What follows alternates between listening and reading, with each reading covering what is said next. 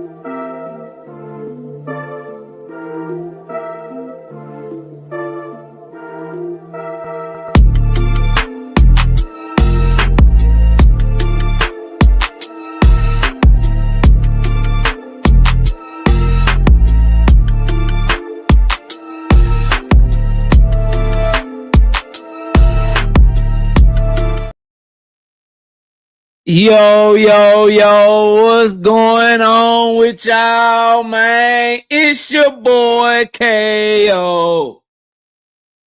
It's your boy Knockout. It's your boy KO 86, Knockout 86, KO Boxing 86, Knockout Boxing 86. Whatever you want to call me, I'm live. I'm here. We back. Welcome to another episode of Knockout Boxing 86 TV. Smash that like button when you come in the building. Turn on your notifications so you can be notified when we drop content to the channel. Don't forget to join the channel as a member. We drop exclusive content every single week for our channel members, and we hit it big this weekend. Y'all know how we do. We got our picks right. We got the betting video right. We lit right now. And share this live stream specifically. Share this shit on Twitter. Share it on X. Share it on Snapchat, Instagram, Finsta, TikTok. If you still on Facebook, share it over there. Share this live stream and let everybody know where we talking boxing at live tonight. We got a hell of a show for you. I got to start off the show. I got to respond to old Drawmont Roach. Drawmont Roach, for some reason, lying ass, capping ass, grimy, backstabbing, low down, dirt ass. He decided that he was going to try to come for me today. Well, nigga, you probably won't make this your last time. And I need all the people that's watching this shit that got a Twitter, this first segment of the show, put this shit on Twitter. Clip this shit. Tag him in this shit. Since you won't come for my name, I'm going to show you something. I'm going to show you how to do this shit. I'm going to show you how to do this shit, bro. I got you. Don't worry. I caught all of it. Got all the screenshots, everything. Get this shit to him. Get this shit to him ASAP. Since you want to talk crazy. Yeah, we going to get to it today. Mm-hmm. I would say I hate to do you like this, but I don't. Shout out to Tim Carey, not Jim Carey, 5-piece. No biscuit in the super chat. He said, absolutely nothing. Just showing love to the channel. I appreciate you, big dog. Shout out to Michigan Hendo, 1 piece. No biscuit in the super chat. He said, absolutely nothing. Just showing love to the channel. I appreciate you, bro. Yeah. Yeah, we're gonna I understand, Drawmont. You want to be the topic again. You see all this shit going on. You want to be the topic again. Ain't nobody talking about your bum ass fight with Williams and Pater. I understand, bro. So you want some attention from knockout boxing. I understand. I'm gonna give you the attention that you're looking for. I'm gonna give you that shit right now for about 10 minutes, and then we off your ass, man. We off you. But I'm gonna give you what you're looking for. Don't worry. All things. What up, bro? Mike Mouse, what's good? Kevin King, Cash Crypto, Big Braille, what up? Terrell Jackson, Brother Huey Q, Young World on the money line. What's happening with you? Devontae Cromwell, what's up? Terrence Gayton, what up, bro? 817 in the building, what up? Jamar Skywalker in the building, Brashley McClendon, Lee Jackson, what's good? What's good with you? Daryl DeLoach, Tim Carey, not Jim Carey, Big Bob Gunn, William Old School, what's up, bro? Salute to you, fam. Savage Killer Queen in the building, Fat Pack, what up? My bro Night Rider in the building, what up, Night Rider? TY, 007 in the building, KJ Davis, what up, bro? Trap Band, 337, what up, Trap? Salute, bro. Courtney Thompson in the building. Blue, what's up, brother? Michigan Hendo, Marshawn West, what's good? Rozilla Jones, H-Town. H-Town in there, building. What up? Showtime the guy, what up? WTF Media, what's good with you? J So Black in the building, what up? Nuke in the building, what up? Nuke, make sure you get this over to Twitter and tag this nigga. Tag when I start the segment, just record that shit, tag this nigga, man. Tag him. This is my response directly to you, Drawmont Roach, nigga. Yeah, this is my response directly to you, bro. Cause I'm not doing no subliminals. I'm not finna tweet back and forth. I'm gonna tell you exactly what it is, bro. Not me. What's good, bro? Salute. Bubs, what's happening with you? Kurt Hurd, what up? Swoosh Life, what up? HTX Nate in the building, what up, bro? Kendra Scott is here. Mr. Fist is here. What up? Joseph Johnson, I see you. Ruben Langford, what up? Harris, fam, 215, what up? KO for real? Yeah, I got you. Don't worry, I keep receipts, bro. I keep receipts of everything. We got Cam J in the building. Y'all go subscribe to my brother Cam J Network. What's up, Cam? Salute. Salute to you. Kenny Max Payne, what up? Dinka BM, what up? Boxing and Barbecue in the building, what up? Sunny Day, what's happening with you? Joe Cole, what up with you, bro?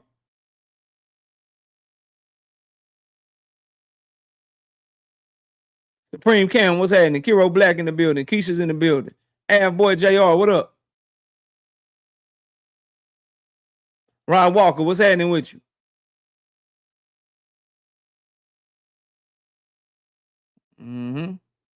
Don Ballin, what up? Y'all listen to Harris fam. Salute, KO. Let's get them likes up. O2 Mars in the building. What up? D. Willie Thomas, what's up? Salute to you. TLF Ash, what's happening with you? All right, we got 140 in the building, man. Let's get these likes up, bro.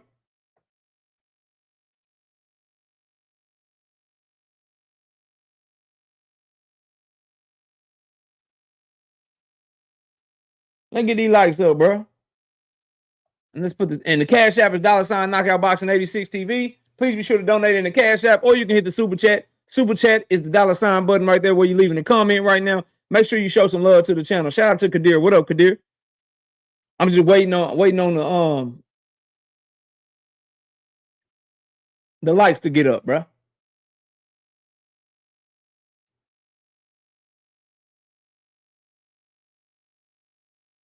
Platinum Alkaline Water, what up? Mike Jackson, that's the first topic of the day. That's the first topic of the day, bro. J-Man, what up? We just got to get the likes to 100, then we going. 59 likes, that's not enough. I need 41 people to hit the like button. Drawmont Roach, that's called math, bro. Hey, you dumbass nigga, that's called math, bro. Because 100 minus 59 is 41, bro. I'm going to teach you the difference between lying and telling the truth. I'm gonna show you what capping look like compared to what the truth look like, Drawmont Roach. Don't you worry, bro. I know you don't like that nickname. See, I think you mad at the fact that I know you've been petitioning Tank Davis since y'all was amateurs. Didn't you petition when he beat your ass in the amateurs just so you can get into a tournament because you didn't like the fact that you lost that fight? And then you petition his ass again. You petition his ass again in the professionals. You've been fucking petitioning that nigga since y'all was teenagers, homeboy. I understand you don't like that shit. You don't like that I was accurate and 100% correct on my reporting of your alleged rematch, which we're going to get into a little bit later. Don't worry, bro. I understand, fam. I totally get why you upset. You don't like the fact that I was making fun of your ass for reacting to your reaction of the reaction of the reaction and shit of your fight with Tank Davis because you couldn't get no other motion on Twitch because people really don't give a fuck about what you got to say. I understand, bro. Point Guard TV, what's up? Dundrick them, what's good, bro? I'm just waiting on people to get the likes to 100. I totally understand why you wouldn't like what I have to say. But to say some bullshit like I don't have no sources or I'm not an insider, when I reported on your shit before everybody else and you admitted you were lying about it, boy, you sound like a straight fool and I'm going to make you look like one right now. Don't worry. Sound like a straight idiot and I'm going to make you look like one. Andre, what up? Just waiting to get the likes get the likes up so we can get this cook going, man, so we can get to the real boxing. Drawmont Roach mad because nigga I know you fighting in August. Don't nobody give a fuck, bro. Just go not get a third draw in a row, Drawmont. I understand, man. I'm fighting in August, nigga. I done went on Brian Custard. This nigga KO ain't talking about me. Ain't nobody talking about me. If it ain't Tank, then don't nobody give a fuck, man. Fuck. I understand, bro. I get why you mad, but you coming from the wrong one, bro. Sunny Day, what's up? 2 piece. No biscuit in the super chat. He said, KO, you got the black hoodie on tonight? No. For Drawmont? Fuck no. What I need a black hoodie for? Need no black hoodie on for no motherfucking Drawmont Roach.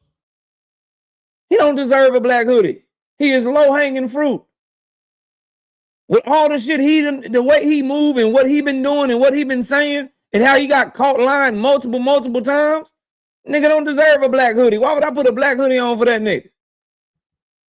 Not me. I ain't beefing with nobody. He beefing with me.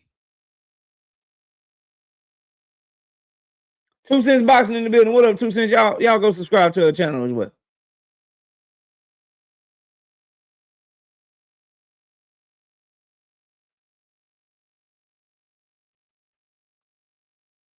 All right, we're at 100. Let's roll, bro. Let's get this shit on. First, let's throw this on here. There we go. That's the name of this segment today, right now. That's the segment name. Real quick, right fast in the herd. Let's cook these boys, get these boys the fuck up out of here one by one. First, I'm gonna start with the low-hanging fruit.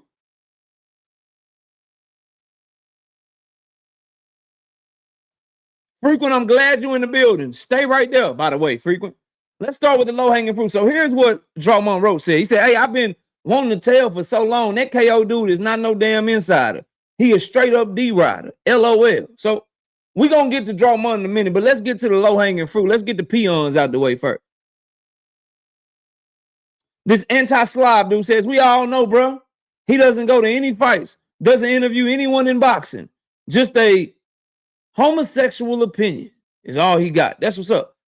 That's what's up. I do go to fights all the time. But also, let's address doesn't interview anyone in boxing. Let's address that. I take your comment, nigga, and I raise you the youngest world champion in boxing right now. So anti-slob. And Drawmont, you was laughing at his comment like you thought it was true. I take that he don't interview nobody. He don't go to fights. Go to fights all the time here in the Dallas area when fights are in Dallas, bro. Number one. Number two, and most importantly, who that's on your screen? Who is that on your screen? I don't interview fights. Go ahead and do a retraction of some shit, you stupid, goofy niggas. Go ahead and delete your tweet or something, dumbass. And the homosexual shit. What is with y'all, bro? What is with y'all in this homo stuff? I am a happily married man to a beautiful woman. Come out the closet, bro. Don't put your gay shit on me. So anti-Slav, get your bitch ass the fuck up out of here. Yeah, get your ass out. You don't interview nobody. Yeah, yeah. What you say? You don't interview nobody. Wrong again. Tiny Tim with the 2-piece in the super chat. He said absolutely nothing. Appreciate you. Tiny Tim back in the super chat with the 5-piece. He said absolutely nothing. Just showing love to the channel. I appreciate you. We got Michael Stories, 10-piece. No biscuit in super chat. He says, AKO. Boost did picture Shakur over Tank in the video that was posted about 40 minutes ago of him saying it. So I think that's why he went at him. Yeah, I went and I corrected myself. Shout out to my brother Huey Q. I corrected myself and I put it in the comment section, the link to it or whatever, because you know we correct ourselves and shit over here.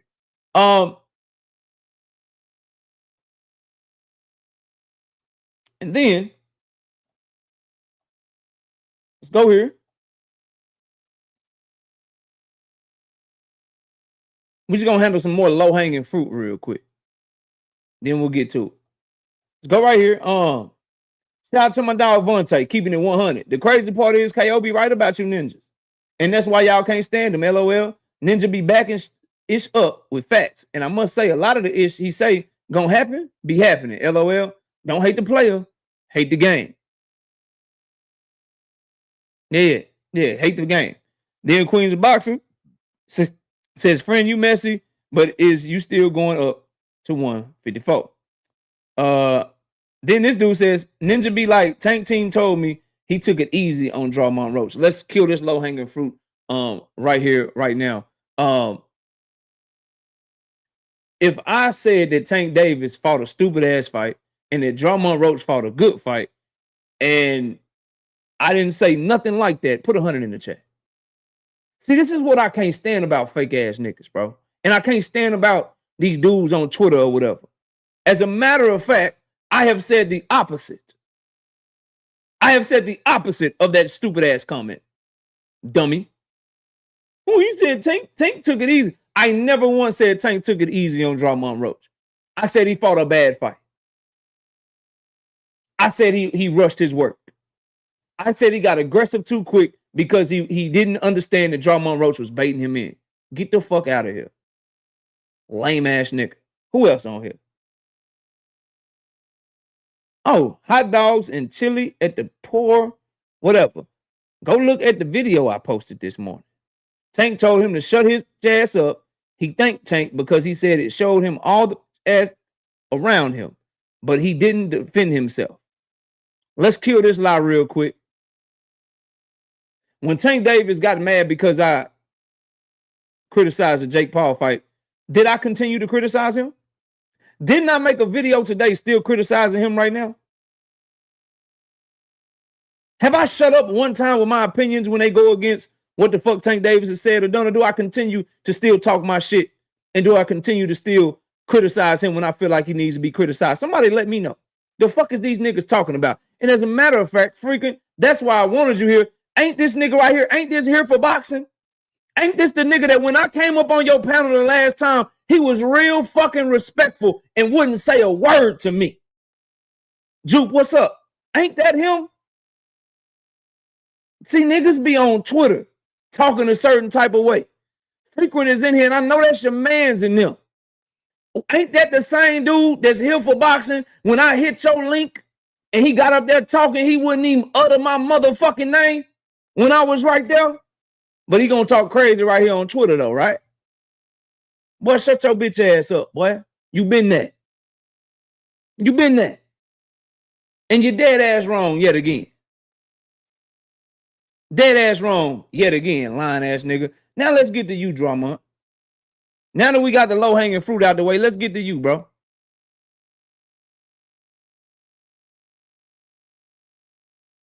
Let's get to you, fam. Let's get to you, bro. Since you wanna talk and shit, let's get to you. So again, Drawmont Roach says, hey, I've been wanting to tell for so long. That KO dude is not no damn insider. He a straight D-rider. That's what's up.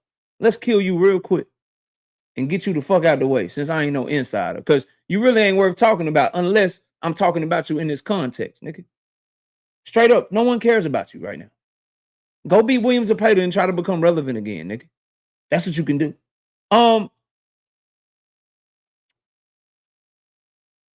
Let's start with this. Drawmont. Up out of there, you hear me? So, hey, I just want to let y'all know that the fight's still on. The fight's still scheduled to be August 16th. We just. All right, so that's you confirming that y'all supposed to fight August 16th. That's what's up. Remember, I'm not a fucking insider, though. Remember, you said I'm not an insider. I don't know what the fuck I'm talking about. I ain't got no sources. I ain't got none of that shit. Let's get to it, though. This is a report from Ring Magazine, Drawmont. Here's a report from Mike Coppinger, Ring Magazine. Sources, Gervonta Davis versus Lamont Roach rematch set for August 16th in Las Vegas. He confirming your shit. He wrote that shit on May 15th. He wrote that article on May 15th. He got his sources or whatever, says y'all going down in Vegas. All that shit. That's what's up. He reported that shit.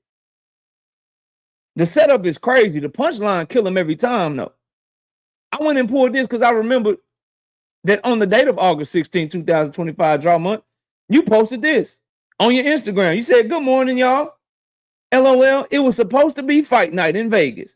Just to remind y'all. So you were supposed to be fighting Tank Davis on August the 16th in Las Vegas. That's been confirmed. Mike Coppinger was reporting on May 15th to the Ring Magazine. That's what's up. Here's the thing, though. If I'm not an insider, and I don't know what the fuck I'm talking about, Lamont Roach, and I don't know what the fuck I'm on, how did I have the information before Mike Coppinger on May 14th? If I ain't got no sources, how the fuck did I know that you were fighting Gervonta Tank Davis supposedly on August the 16th before Mike Coppinger? Them receipts get you niggas every motherfucking time. I understand you hate that I be right. I understand you wondering how the fuck did I know that shit at the time. But my non-insider, non-sources having ass got the drop on your rematch before Mike Coppinger?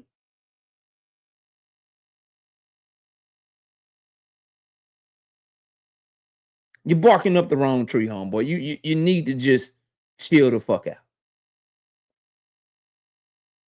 I can give you some more examples. If I told y'all about Gervonta Davis's arrest warrant in Baltimore, Maryland, a month before TMZ reported it, put 100 in the chat. If you heard about Gervonta Tank Davis's arrest warrant from me a month before it came out through TMZ and ESPN, put 100 in the chat.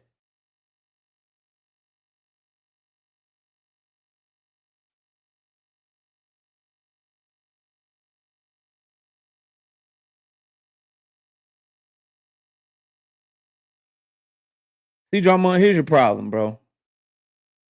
Here's your problem. I'm going to try to help you out. Your problem is you lie too much. And you trying to come at a nigga for telling the truth. You are mad because I call you Lamont Roach. You're mad because I told you you needed the Tank Davis rematch. You're mad, bro, because I told you over and over and over again how much of some bitch-made shit you was on after that fight. From the petition to the way that you were behaving to the way you try to slow walk the nigga, all that shit. That's what you mad about, bro. I understand, bro. I would hate me too if I was you because I exposed the truth about you. And you're petitioning from the time you was a kid, a teenager, trying to get in a tournament because Tank beat your ass in the motherfucking tournament before. Like, I understand, bro. I totally get it. But realize when you say I'm not a motherfucking insider, just remember I had the inside scoop on what the fuck you had going on before Mike Coppinger, who I would say that you would probably call him an insider. You would probably say he's an insider. You would probably say he's a true reporter and a true journalist Just always remember, I had the news on your Tank Davis rematch before he did. Just remember that, bro. Remember that shit. Remember, I was the first person to tell y'all before Abdullah Mason even fought Sam Noakes for a title. I told y'all after Sam Noakes, they was looking to do a hometown fight with Abdullah Mason. Or did y'all forget? Or did y'all niggas need to chill the fuck out, bro? You lied over and over and over again about a rematch clause. You lied to him. Oh, you lied over and over again about him signing, only to come back and admit that everything I had been saying for months was true. That's what you mad about. So, bro, don't come over here. Don't come for me like that, dog. Chill the fuck out, fam. Chill your ass all the way the fuck out with that shit. Straight up. Straight up. You cooked out here, dog. Oh, this nigga not an insider. He don't know what the fuck he talking about. Hey, bro, but he had the report of your rematch with Tank before anybody else. I don't give a fuck. That shit don't matter. He don't interview nobody. He don't be interviewing no boxers. Say, bro, but he had world champion Abdullah Mason on his platform a few times or whatever. Oh shit, I don't really give a fuck. I don't know. Yeah, I know, bro. I know, bro. I understand. I get it, bro. I'd be mad too. But pipe the fuck down and get ready for your fight, dog. Good luck against Williams and Payton.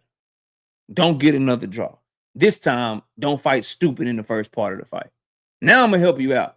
The reason that you got to draw with Pitbull Cruz is because your stupid ass was too worried about getting your respect and showing you was tough. And if you'd have boxed the back half, the first half of the fight, like you boxed the back half of the fight, you probably would have got that W. So this time, when you fight Williams and Payton, don't try to bang with him. Don't try to show how tough you are and how strong you are. Box.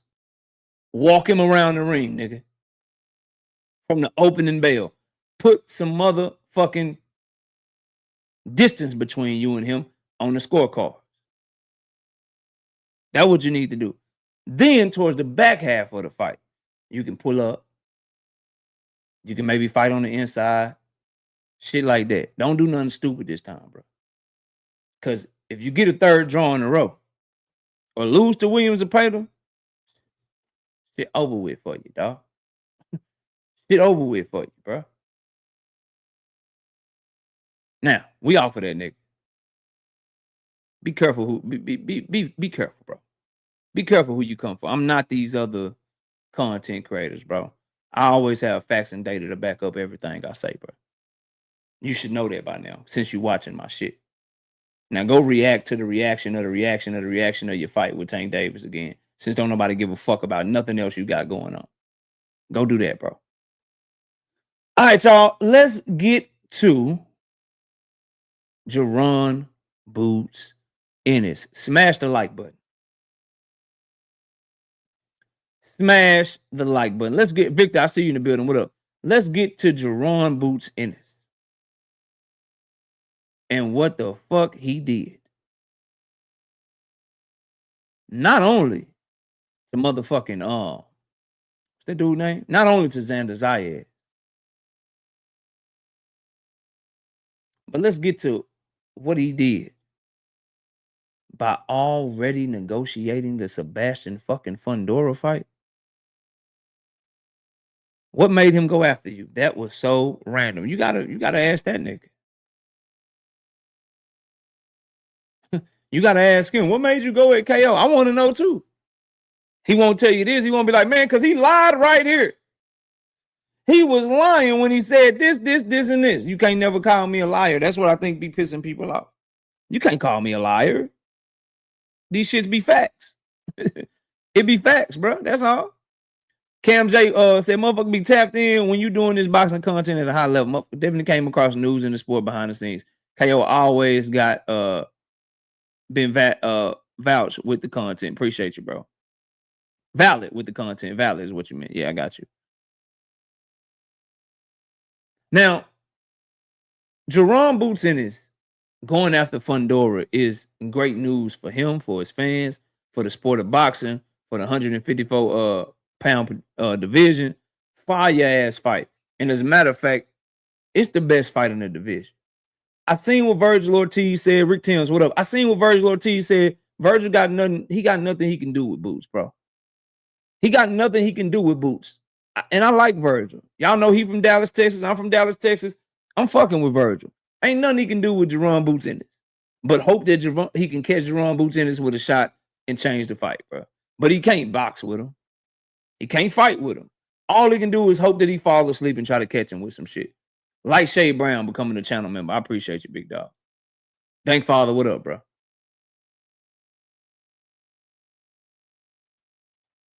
I got you, fam. You ain't even gotta say nothing, bro. Let me get you right. Let me get you right, bro. Micro Drake, what up? There you go.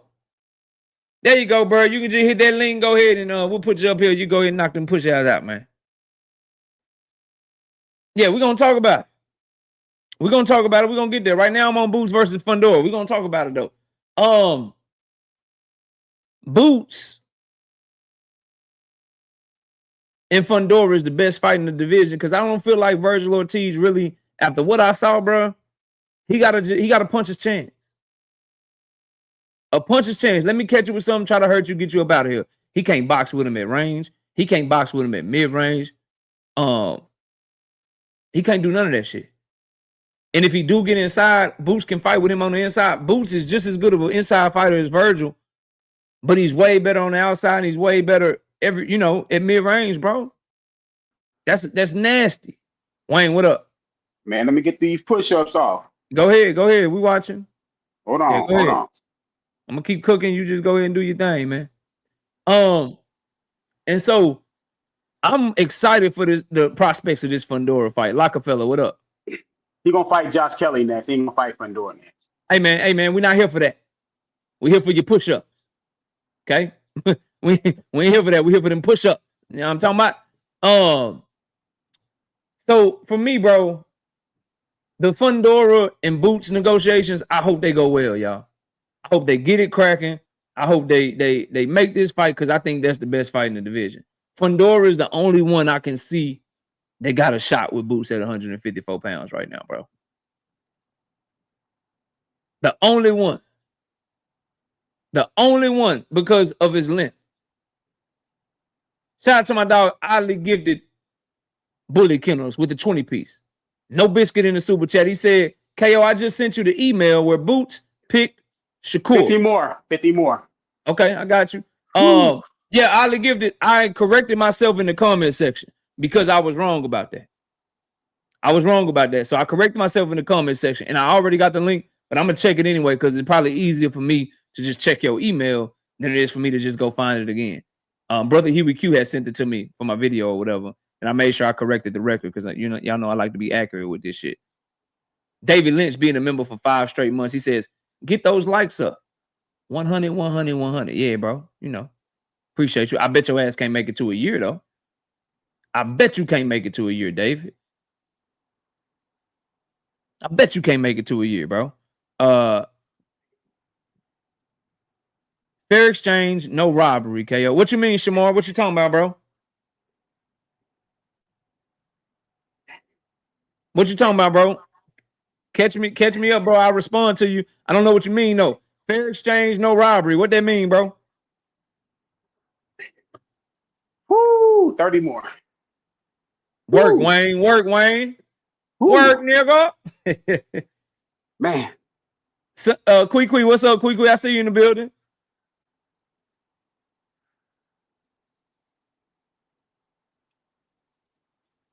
Cam J said, I'm salty, KO. You ain't coming to Cleveland, bro. I can't make it, man. I really want to come, dog. I can't make it, though, because I got the wifey. I got the kids. It's 4th of July weekend. It's a barbecue and shit we got to go to as a family, so I got to do that shit. I'm going to the barbecue so I can hurry back and hurry back home and watch that goddamn fight, though, for sure. Tomorrow, I'm waiting on your comment, bro. Oh, he's like, fair exchange, no robbery, KO, them push-ups. Okay, I got you. They say you ain't going low enough, but I'm gonna let them count because you cook it good enough for me, healthy, wealthy. What's up, bro? So I think the most special thing, y'all, and I said it about Boots Ennis. I think the thing that we learned, Big Skull, what up? I think the thing that we learned the most is how he responds to adversity. I think that's a very, very good sign for a fighter of his caliber with the talent and the skills and the explosiveness that he has. For him to be able, bro, to respond to that third round the way that he did tells you everything that you need to know. You're gonna have to really get to him. You're gonna have to really hurt him. You're gonna have to really fight him up off you because he's not gonna stop fighting. He's somebody you damn near probably got to put to sleep to beat because of his power, his explosiveness, his will to fight, his dog, I should say, bro. He's not gonna stop coming for you. He's not gonna stop coming from you, bro. Free Smoke Boxing, what up? He's not gonna stop. And I think with that type of talent level, that's a problem for anybody. Now with the Fundora fight, quick breakdown. I'm not gonna pick the fight obviously till it get made. And I said this over on Cam J panel, but a lot of y'all ain't heard it. Y'all go subscribe to Cam J like I asked, you know what I mean? But for 350 people in here, I hope we can get to 300 likes. Real quick, moderators, let's get a like check going, man. Let's get a like check going. Let's get the dang on likes up to 300. No reason we can't get to 300 likes with 350 people in here. But this is the analogy that I want y'all to think about. All right, Wayne, take it easy, bro. Appreciate you. Oh, 5 more. I got you. Think of this as this basketball analogy, right? Shout out to Slick Fox with the 5-piece in the super chat. Says, I got Boots chopping Fundora down. That's what took the fight out of Zayas too. Shout out to 2 Cents Boxing. Y'all go subscribe to our channel as I asked earlier, please. And thank you. I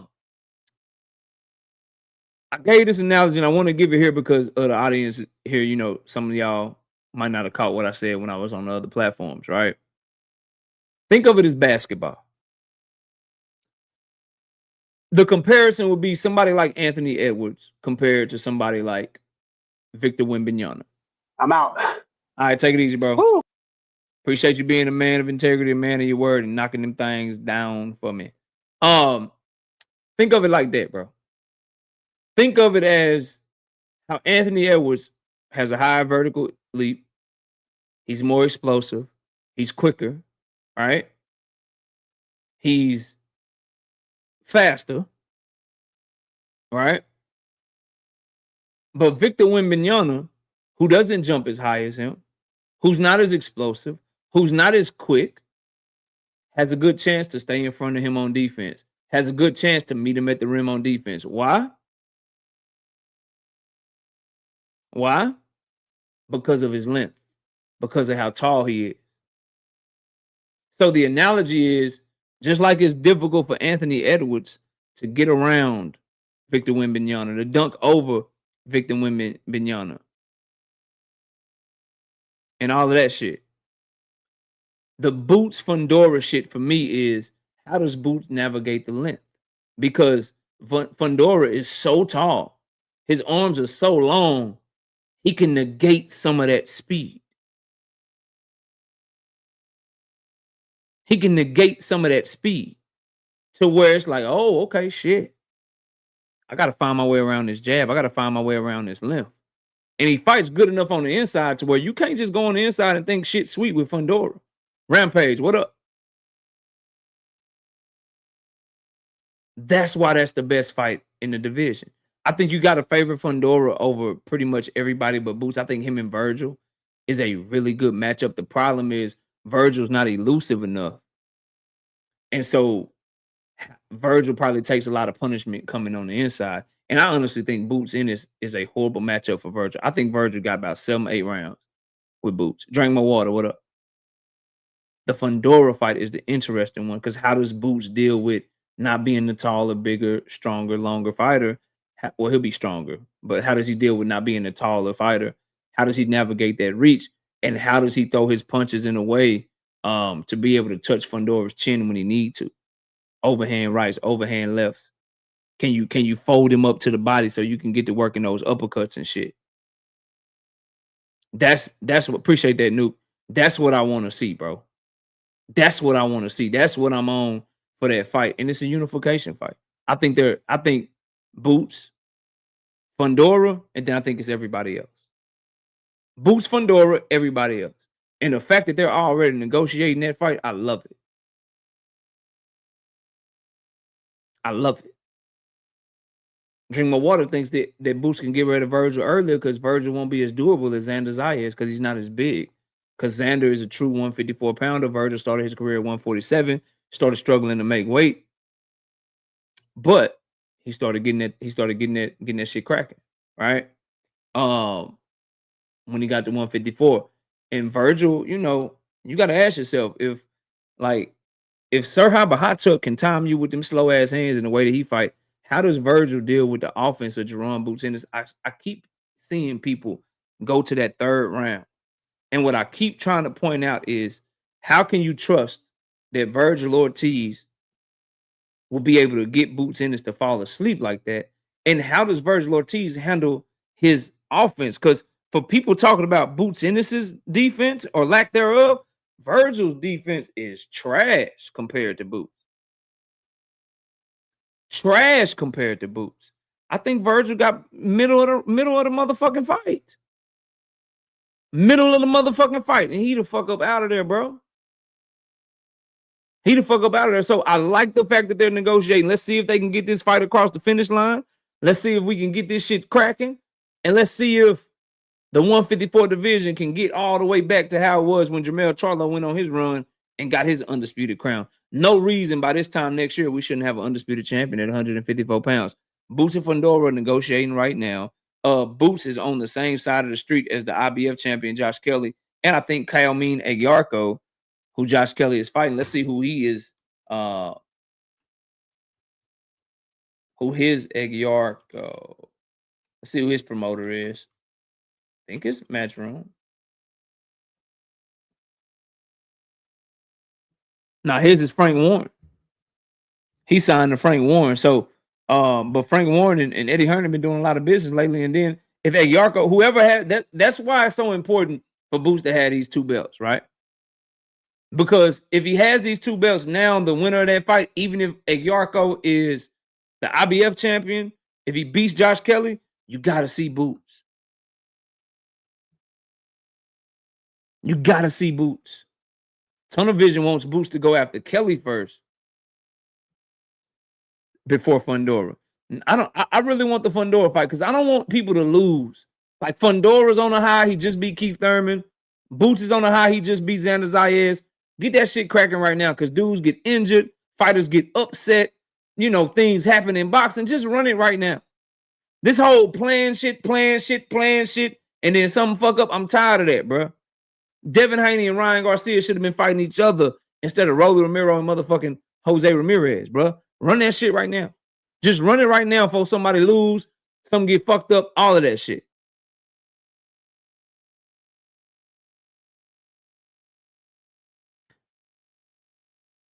I'll go back to Drawmont real quick. Drawmont, this is why I was pushing so hard for you and Tank to rematch immediately. Because I don't want a motherfucker to lose. And you see how you almost lost the Pitbull Cruz? Now you fighting Williams Zepeda on a Golden Boy card that's going to be run by Oscar De La Hoya.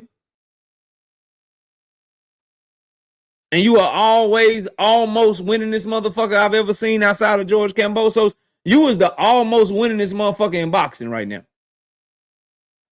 You going to do just enough to make niggas nervous when the scorecards come out. Can you please take over a motherfucking fight in August, please? And don't fuck it up. Please and thank you, nigga. And this time, and then here's the thing, bro. Here's the thing. Just while I'm on it. This is how I know you on some grimy shit and you really moving like a sucker. You got to draw with Pitbull Cruz. Why ain't you do interviews calling Pitbull Cruz a bitch ass nigga? Or calling him soft? Or why ain't you petition for Pitbull? You felt like you won and shit. Why ain't you petition for Pitbull, bro? Why ain't you go do an interview tours when you got a motherfucking draw with Pitbull Cruz? You lame, dog. Breezy, what up, bro? You lame, dog. You lame and you move like a sucker, bro. Straight up.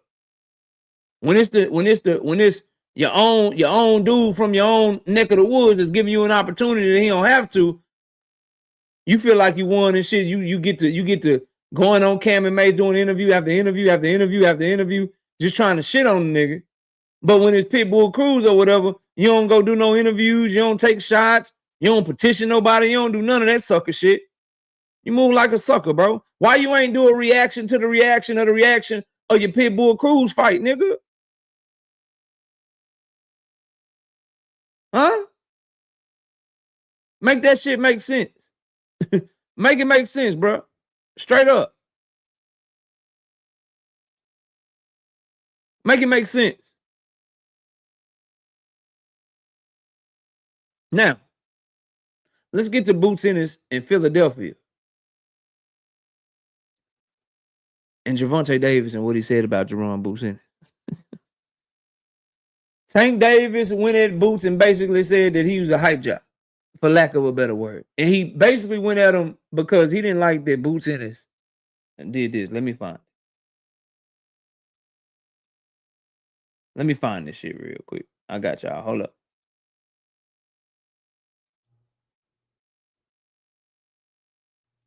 Give me 1 second. I got y'all, bro.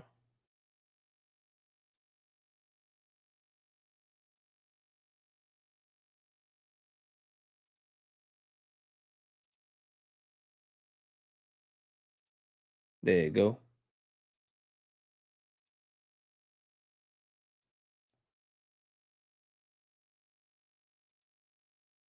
This is what got Tank bent out of shape at Jaron Boots Ennis.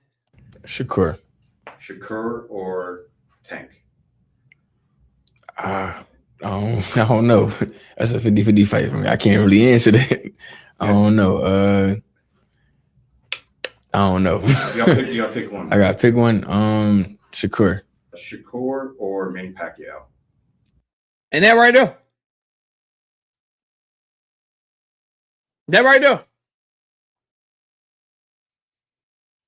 Made Tank Davis.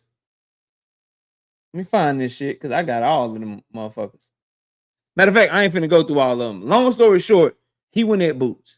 He talked about how he touched Xander Zayas up in sparring, how we didn't expect Boots to get clipped and shit. We didn't know that was gonna happen. So he should say he don't know when they ask him about me versus somebody else or whatever. Tank is in camp mode. Tank is emotional. Tank is sensitive. He take all this shit personal. It's what makes him such a great fucking fighter. Obviously, look at how personal Drawmont Roach takes shit. All these motherfuckers take shit personal. I think he out of pocket with this, though. I think he all the way out of pocket with this. Shout out to Bad Son 5-piece. No biscuit in the super chat. He said absolutely nothing. Just showing love to the channel. I feel like he out of pocket, but I'd rather niggas be going at each other than doing all this friendly shit. But Boots Ennis has been taken up for Tank. He said that Tank Davis didn't lose to Drawmont Roach when he did an interview with YSM Sports Media. Salute to him. He said that Gervonta Davis is still the face of boxing when he was on the Breakfast Club. And right there in that clip, he really didn't want to pick nobody. They held his feet to the fire and made him pick somebody.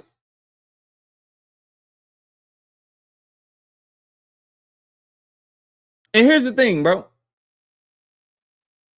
I don't really care, to be honest with you. Is Tank Davis wrong? Yes. But I know he getting ready for a fight. Like, that's how you know he getting ready for a fight. It's him against the world. His nickname was The One before it was Tank. Before his nickname was The One, his nickname was Rambo. He on his Rambo shit. It's fuck everybody who pick against me. Fuck everybody that's with me. Fuck everybody that doubted me. Like, I understand that shit. Just stand on it. You giving yourself some shit that you got to stand on come to fight night. So I ain't got no fucking problems. But he dead ass wrong, though. Boots Ennis ain't hating on him, bro. Boots Ennis done had his back. And I think it's Tank. It's not only what Boots said, but Philly been kind of on Tank. You got Greg Haggard, him and Tank had a little issue, right? You got Scooter, Cool Boy Steph, him and Tank going back and forth. And you know, he on that, you know, if you a friend of my enemy, then you my enemy too, type shit. So I get it. But Jaron Boots Ennis, ain't nothing overrated about that young man. That man that's a bad boy. He can fucking fight, bro. He can fucking fight. But what I do understand is, from Tank Davis' perspective, Shakur Stevenson has been used to really denigrate him and make him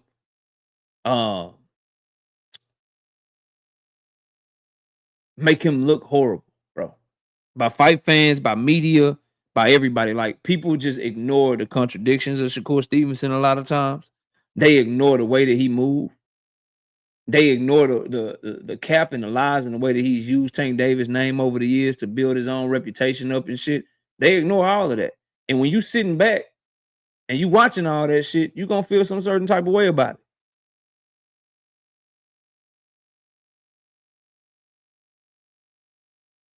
Straight up.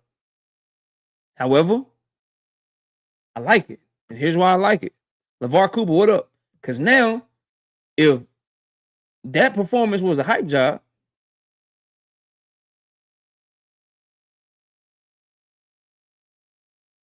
if that was a hype job performance, then that means you got to go do something crazy. If that's the performance of a hype job, nigga, when you got to go do something crazy to Devin Haney, bro. You got to go do something wild to this nigga. If that's a hype job performance. Straight up. And I can't wait to try to watch that shit. Now, the part that I found interesting, I saw Drink put it in the chat, is Tank said he touched Xander's ass up. He fucked Xander up in sparring. I believe that shit, because Tank Davis has always been proven to be telling more of the truth when it comes to these sparring stories. We heard, oh, Montana Love was giving Tank that work in sparring, nigga. Then the tape came out. Oh, this nigga Devin Haney was fucking Tank Davis up in sparring, nigga. Then the tape came out. Oh, Shakur Stevenson and Tank Davis, it was this. And then Shakur Stevenson admitted it. Frank Martin, oh, this nigga was beating Tank Davis' ass in sparring, nigga. I shook the room.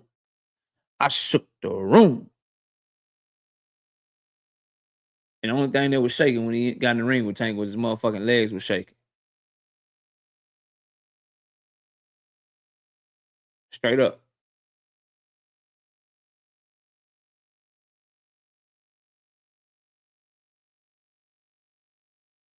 Straight up. Let me read this real quick. Bill was on the Ring Show today. Mike Coppinger beats ass saying the Tank fight isn't happening, only to ask Bill why isn't he making the Ryan fight. Coppinger, a D-eating clown. What did Bill Haney say when he said the fight isn't happening? That would be my question. What was Bill Haney's response when he said the fight isn't happening? Crown Jewel Boxing, what's up, homie?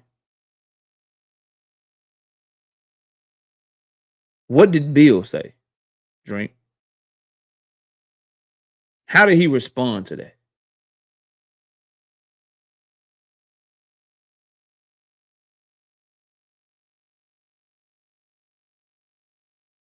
We're going to get there, Breezy. Clear said, if he talking on the internet, that shit probably ain't happening.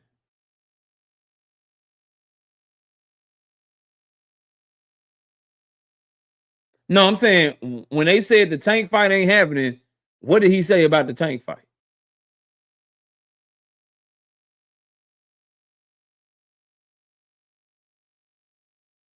D-Boy about to duck out. Is that what y'all telling me? They about to duck this shit?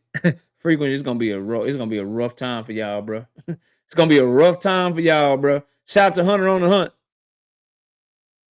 With the 5-piece in the super chat, he says, no lies. I need to see Keyshawn in the ghost fight still. I ain't mad at that. I think Keyshawn kind of do Frank Martin a little dirty, but I wouldn't mind watching that fight. Trap Band with the 5-piece in the super chat. He said, absolutely nothing. Just showing love to the channel. I appreciate you, bro. I love the us against the world mentality, though. I'm not gonna hold you. I'm not gonna hold you. I love the us against the world mentality. I love the anger. I love going at shit. And for the most part, nobody's 100%, right? Tank been cooking niggas on Twitter, but this one he missed the mark, in my opinion.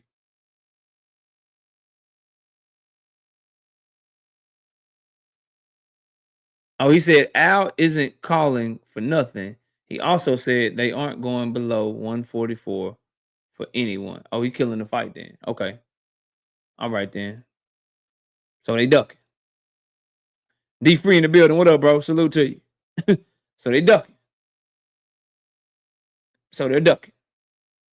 They want Tank Davis to come all the way up to them and give them the highest payday of their motherfucking life. And now he's saying Al ain't called for nothing when after saying that it's further than it's ever gotten and we can't talk because we're in negotiations right now. After saying that Al Heyman said he's a fan of his.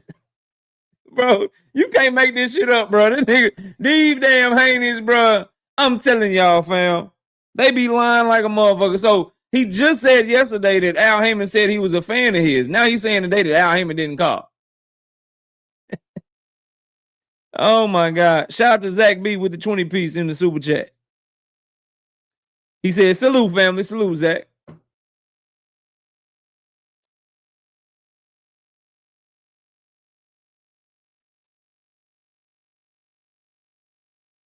Lord have mercy. Lord have mercy. This boy about to pull out this motherfucking fight, bro.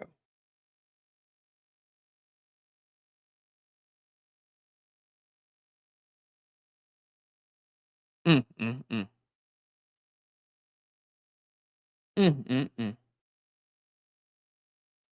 me see something.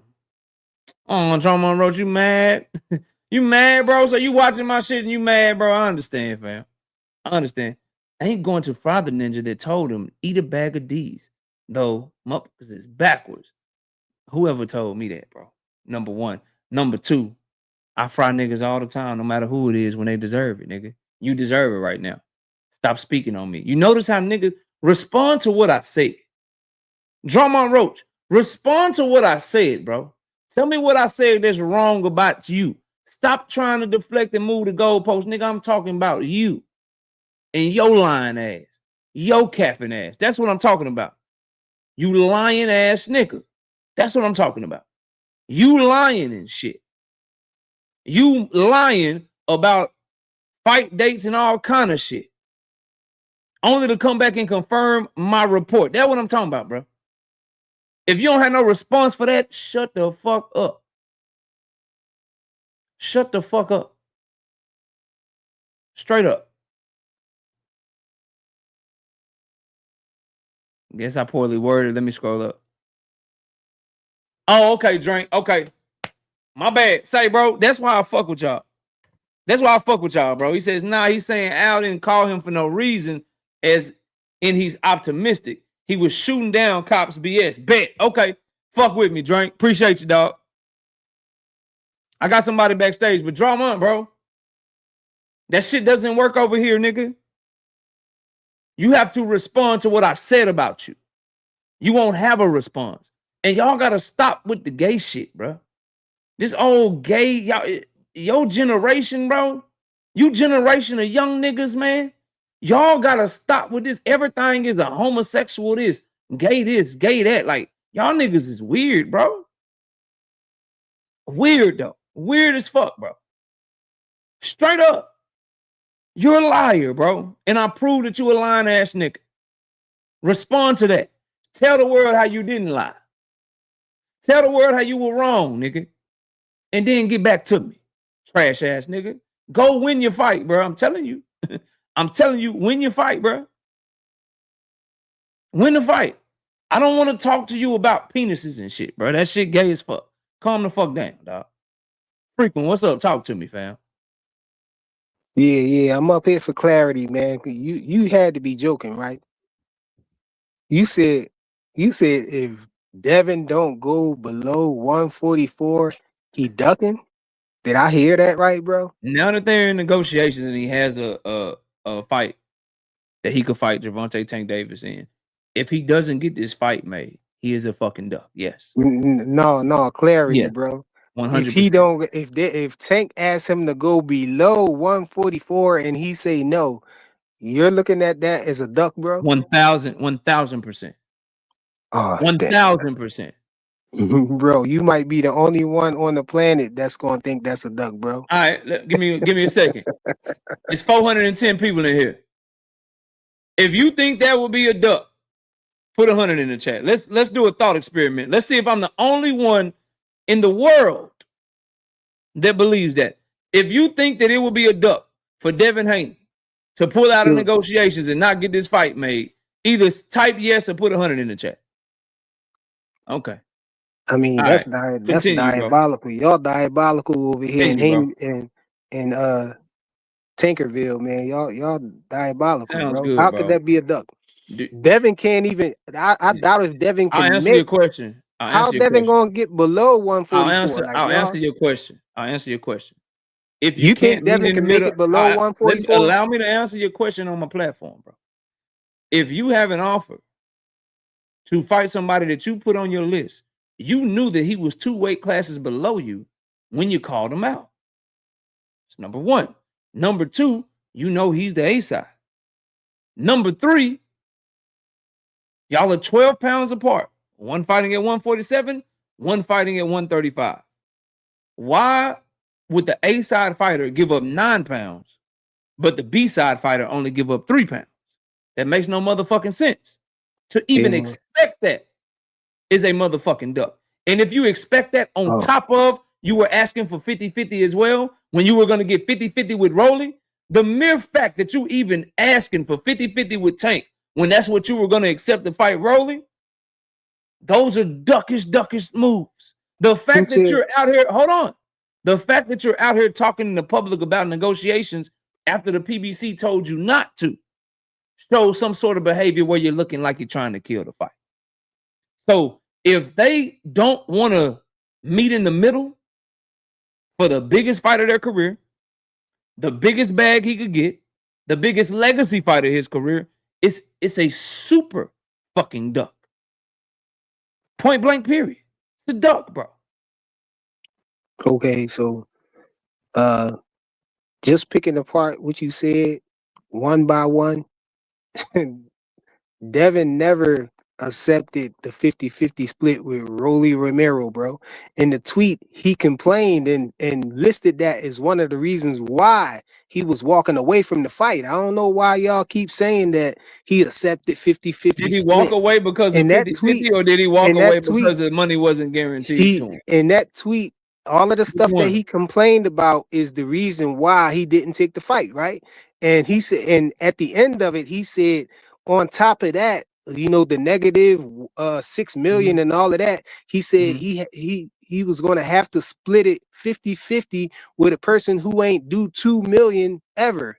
But 2 million, you know, 2 million even though what? that Hold part on, right there, even though that part right there might not be correct, 2 million, but he's 2 million what? 2 million what? What are you talking about? It don't even matter what he said. He was saying $2 million. What you mean it don't matter what he said? You're quoting him to try to make your point. What are you saying to me, bro? $2 million, 2 million pennies. It don't matter if he was telling a lie or telling the truth, but it proves the point that he was complaining about having to split it 50-50 with a person. No, he wasn't. By the time it got to him pulling out the fight, he didn't bring 50-50 up. He bought up the guarantee, bro.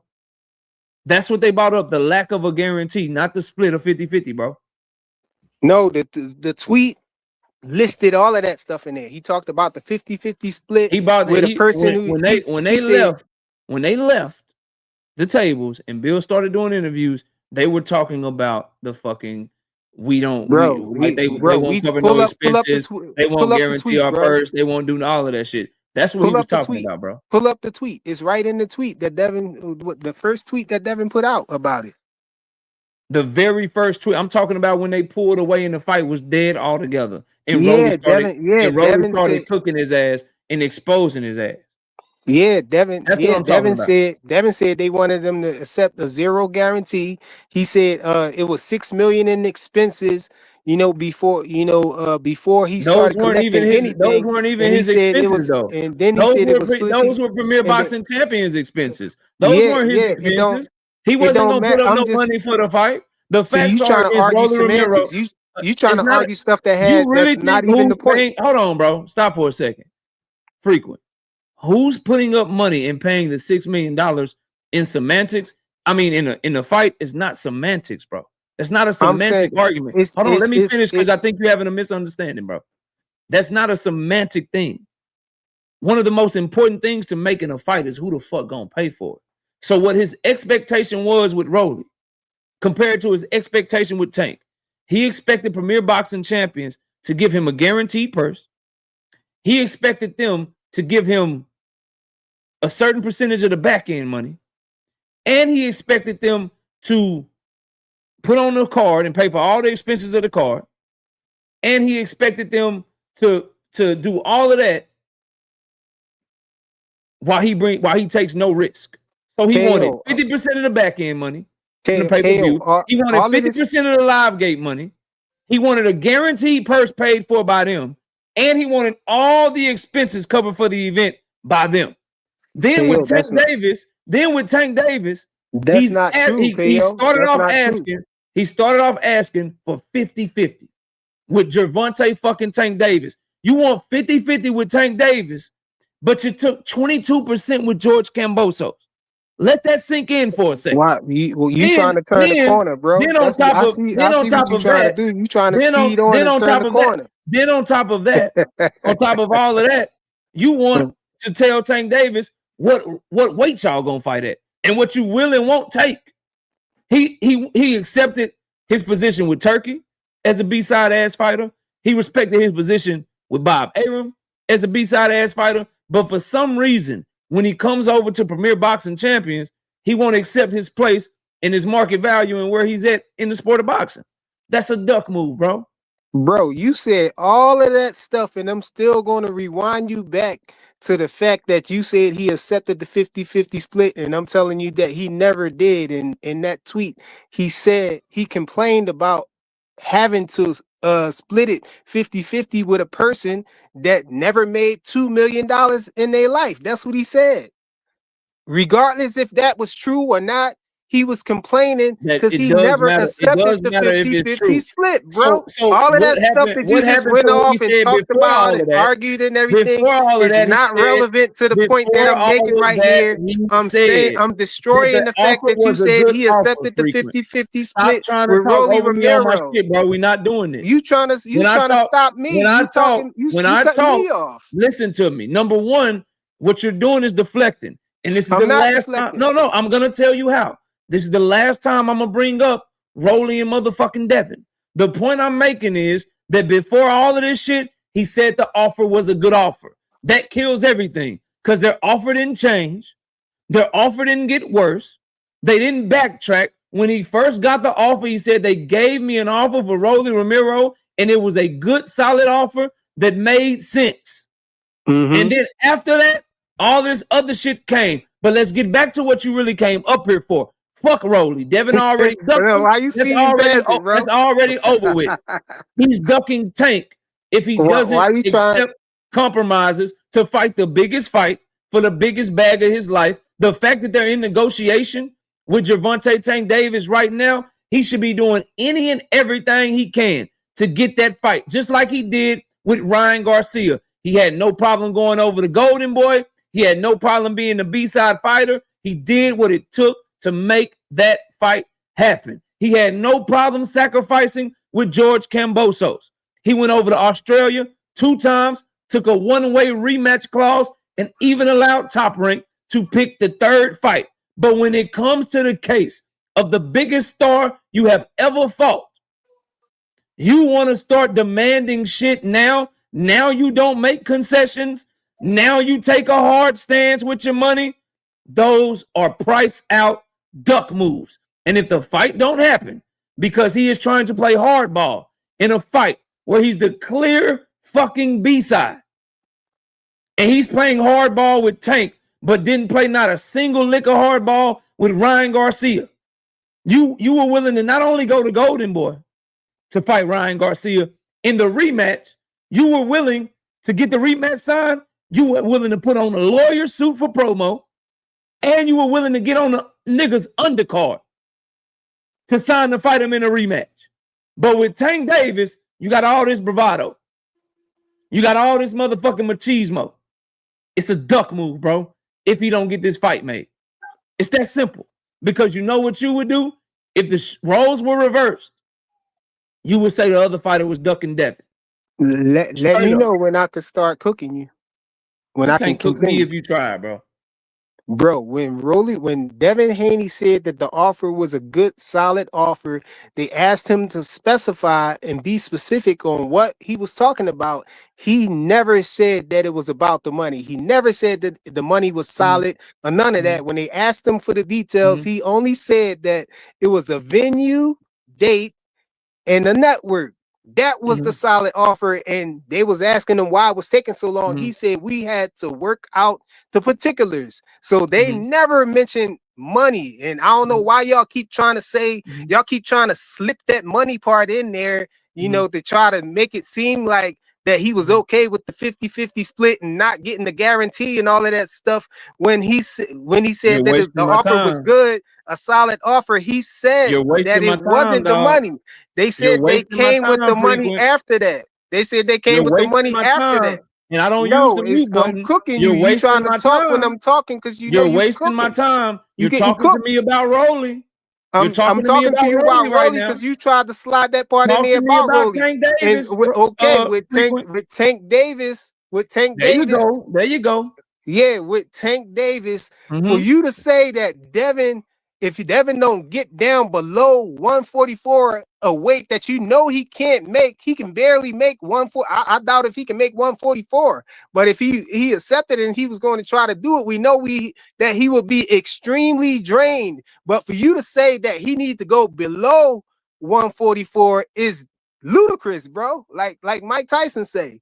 That's diabolical. That's a duck on Tank's side. If Tank, I'm telling you now, Tank asking him to go below 144, then Tank is a duck because Tank clout chased by coming out of nowhere asking him about that, being unable to make 144 pounds or below 144 by even asking him. What you're saying is true. Why did he even have Tank Davis on his list? Why if Tank is asking him to go below 144, Tank is clout chasing because he was negotiating with Shakur, and Tank was somewhere dealing with something else and jumped out the clout chase to try to act like he want to fight him. And so if he going to ask him to go below the weight that he agreed to go right now. You know you making no sense, right? Tank is a duck. You know you making no sense, right? Y'all better hope y'all better hope that's not true. That Tank asking him to go below 144, or else Tank gonna be a duck, and y'all gonna be looking crazy out here. That's not true. Yes, it is true. Y'all gonna be the only ones who think. Y'all gonna be the only ones who think that Tank ain't duck. The world is gonna think that Tank duck. He has, bro. That's it. The world is gonna look at Tank as a duck. And y'all gonna be the crazy tankomaniacs that y'all been. It's gonna be you. It's gonna be FaZe. It's gonna be your bum ass friend. No, I guarantee you, bro. I guarantee you, y'all gonna be the only ones talking about Devin is a duck. If Tank asks him to go below 144, a weight that we doubt that he can even make. Let's have a conversation. And then if he throw a rehydration clause on it, y'all. Let's come back to Planet Earth and have a conversation. Stop talking for a moment. Let's come back to Planet Earth and have a conversation. The facts are, in this case, Devin Haney wants to fight a 135 pounder. If you can't, Tank ain't no 135 pounder, bro. Stop talking. Then Devin is a 135 pounder. Stop talking. The facts are, you want to fight a guy who's been fighting at 135 pounds since 2019. If you want to fight him, and you're the B-side, you're going to make concessions to fight him. If you don't make those concessions, then you ducked him and you were bluffing. Because that's how delusional y'all is. The concessions can't be anything, bro. It can't be anything, bro. It can't be something that you know being a fan of a fighter for the fighter to do. Delusion is this. It can't be something impossible for the fighter to do unless it's a duck, bro. Stop fucking cutting me off, bro. Being delusional is this, bro. Knowing that Devin Haney has been on undercards his last two fights. Knowing that Devin Haney is the B side. Knowing that in the business of boxing, that shit matters. And to think that Devin Haney is going to pull Tank Davis up 9 pounds while he only has to sacrifice 3 and get the type of money that he wants is one of the most ridiculous takes and one of the stupidest things you can ever expect to happen in the sport of boxing. By merely even asking for that, you are pump faking. By even merely saying that that is something that should be fair and done is a duck move, bro. Because what you're saying is it's Gervonta Davis's job to give Devin Haney his highest payday, give Devin Haney his biggest fight, and give Devin Haney the weight that he wants to fight at. That is nonsensical because you know what the cost is if they don't fight each other?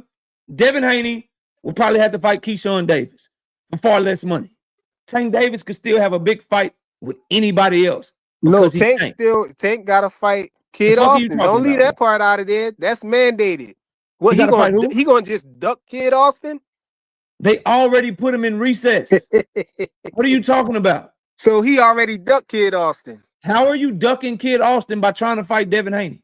Because you're talking about if he don't fight him. You're saying if Devin don't fight Tank, then he got to fight Keyshawn Davis. Well, if Tank don't fight Devin, he got to fight Kid Austin. No, they already duck. Are you keeping up with boxing, bro? Outside of Devin Haney, this is what happened. If he, I know it got mandated, right? I got you, bro. Just wait a second, because maybe you don't know this.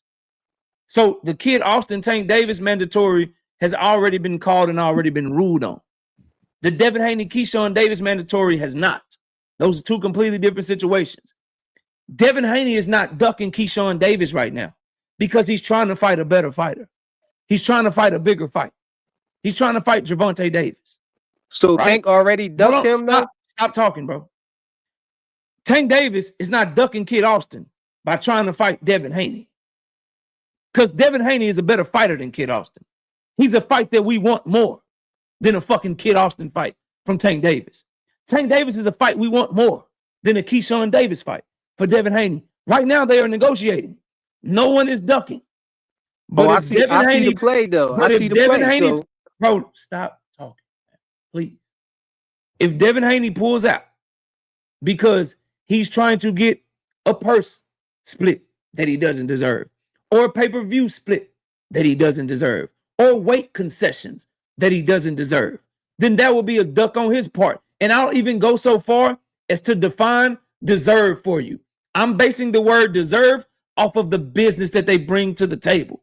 So when one fighter, fuck their names for a second, when one fighter is breaking live gate records and doing pay-per-views and generating millions of dollars, and the other fighters is fighting on fucking undercards, the undercard fighter has no play to try to act like they got any leverage to tell the other nigga what to do by even suggesting that or even trying that. It's a pump fake duck move. I don't know what you don't understand. Hey man, what I don't understand is how y'all think that Tank can ask a fighter to do something he know that he can't do, and y'all think the other fighter is the duck instead of knowing that Tank is the duck. Y'all more delusional than I thought, man. Big Dog Willie was right. He was right, bro. Big Dog Willie is right. How many times y'all Devin too Haney, far gone, bro. How many times has Devin Haney, how many times has Devin Haney missed weight? Devin to do something that how we know he can't do. Devin Haney missed That weight, Tank bro? is not the duck. Then y'all too far gone, bro. How many times has Devin Haney missed weight? Y'all delirious. How many times has Devin Haney missed weight? Never. But that don't mean he can go. That don't mean he can make 135 right now. You tripping, bro? Hold on. How many times has he tried to make less than 144 pounds since coming up to welterweight? Man, that's all I'm going to say is you crazy if you think Devin going to go below 144. How many times, Tank, bro? And that'll be a duck if he didn't. Like, that's crazy, bro. Why can't you answer the question? He said how many times has he tried since he fought Jose Ramirez? How many times has he tried to make weight under 144 pounds? Never. How many times has he said he cannot? make weight? Below 145, 144. How many times has he said he can't make weight? I don't know. I've never heard him say it. Have you? I heard. No, I never heard him say that he can't make weight, but I heard him say that he's not going to try. What we're getting from you is you're putting your own projections and your own thoughts on him, right? Because you don't know. Devin Haney is talking about going up to 140. You don't know what he can. Devin Haney is talking about going up to 154 to fight Xander Zayas, and you're talking about him going down to 135 below 144. He's talking about going to 154 to fight Xander Zayas. He's talking about fighting 135-pound fighters. He's talking about everything. What's the word? Nonsensical. That's what y'all is. Nonsensical. You know you ain't making no sense. Devin Haney. If y'all think Devin Haney need to go down below 144 to fight Tank, when Tank was about to go up to 195 to fight Jake Paul, like, and y'all think the world gonna think that Devin is a duck for not doing that? No, we gonna look at y'all as ducks, man. We gonna look at Tank as being a duck. I mean, bro, that's what you do. You're a Devin Haney knob-gobbler, but you don't live in reality. The world is going to look at y'all. What I'm telling you is, which I'll bring you back, because you don't want to seem to answer no questions. What I'll bring you back to is this, bro. At the end of the day, one person has the leverage, the other person doesn't. You want to call out 135-pounders. You want to call out 154-pounders. Tank don't have all this leverage that y'all think he still got too, man. Y'all delusional. This guy, he been out of the ring for almost 2 years. Fam, stop talking till I'm done. Please and thank you. Now, what you are not addressing, bro, and what you keep trying to gloss over and trying to talk over is the fact that Gervonta Davis and Devin Haney are in negotiations right now. If Devin Haney didn't feel like he could make any weight sacrifices, if he didn't feel like he can get the job done, then he shouldn't be in negotiations with Tank Davis in the first place. Because you know for a fact that he is not going to come up 2 weight classes and give you your highest payday and make you comfortable all at the same time. That payday, that big fight is going to come with some sacrifices. And if he doesn't want to make the sacrifices, he should have never called them out. This is Ryan Garcia all over again. Fighting at 140 pounds, calling out a nigga from 135, and then getting mad when he don't do what you want him to do when you know he's the A side. You're the one calling out a nigga 2 weight classes below you that you know is a superstar and you not. And now, if that nigga don't come to where you at and give you your highest payday, he's the one that's the duck. You crazy, bro. You out your mind. Bro, you out your mind. What's going to happen is this fight is going to get made. And if it don't get made, it will be Devin Haney not accepting his place with Gervonta Davis. Bro, he'll be trying to push too hard. And he'll end up fucking up the fight and being a duck. It's that simple, bro. Bro, I really think y'all being delusional. Who is y'all? I really think y'all being delusional. What did I say that was delusional? Okay, I think you're being delusional. What did I say that how was delusional? much pull that Gervonta Tank Davis have, as far as, the negotiations with Devin Haney. Tank been out the ring for almost 2 years, bro. He's coming off of taking a knee, having a controversial what does that decision matter? Being made, a draw. What does that have to do with anything, bro? Now you spiraling this shit. What does him being out of the ring have to do with his star status, bro? Because you're delusional. He literally just made your guy stop everything he was fucking doing, Frequent. He stopped everything he was doing just to talk to this nigga, and you acting like he lost his power. You sound dumb, bro. No. That's the way you're looking at. That's the way you're looking at. If you look at where we was at with it, if you look at where I think you on mute, bro. No, I'm not. They hear me just fine. Well, it must be a delay on my part or whatever. I see you still, talking or whatever, but I ain't hear nothing. But what I was saying is, Devin Haney. If we look at where he was at in that negotiations, Shakur where he was at in what negotiations, Shakur bro? was not signing. Shakur was not going to fight Devin. And he made it clear that he wasn't going to fight him. That and Devin don't want. And Devin don't want to fight. No, Devin was going to fight Devin to fight Keyshawn Davis, but he was trying to fight. He prefers Shakur And right now he preferred Tank, or else he'd be working on the Keyshawn fight. Tank Davis said hasn't taken negotiating with a motherfucking mandatory. The point is, bro, the stuff you said I can about Tank Davis never talk. and the Drawmont Roach fight, You just start Tank talking Davis every being time out of the I'm ring talking, for bro. 2 years. I can never get out what I'm trying to say because you just start talking every time I start talking, bro. What I'm trying to say is Devin never said that he didn't want to fight Keyshawn Davis. He just said he want to try to make the Shakur fight first. And if the fight get mandated before Shakur accepts the fight, then he'll fight Keyshawn Davis fight first. And Tank jumped out and started clout chasing. That's how we got here. Davis had the ability with his, he ain't the same, KO, because this is where it started, bro. We got to this point from Tank clout chasing, bro, jumping out of nowhere. You said that Tank Davis ain't got no leverage. You said that Tank Davis ain't got no leverage. He ain't the star that he used to be. He's not this. He's not that. I ain't saying he don't got no leverage, but I'm saying when he came a calling, Devin Haney stopped what he was doing. So here's what I'll give you. We was at a stalemate with Shakur, bro. Let's do leverage. Who's the bigger star between Tank and Devin? Well, Tank is. Who has the network between Tank and Devin? Who has the network? I guess we could say well, I think Devin signed with Zuffa though. But if we're gonna go with what we should know for sure, 100%, we know Tank got the PBC, but the PBC, I don't know what they just answer the question, bro.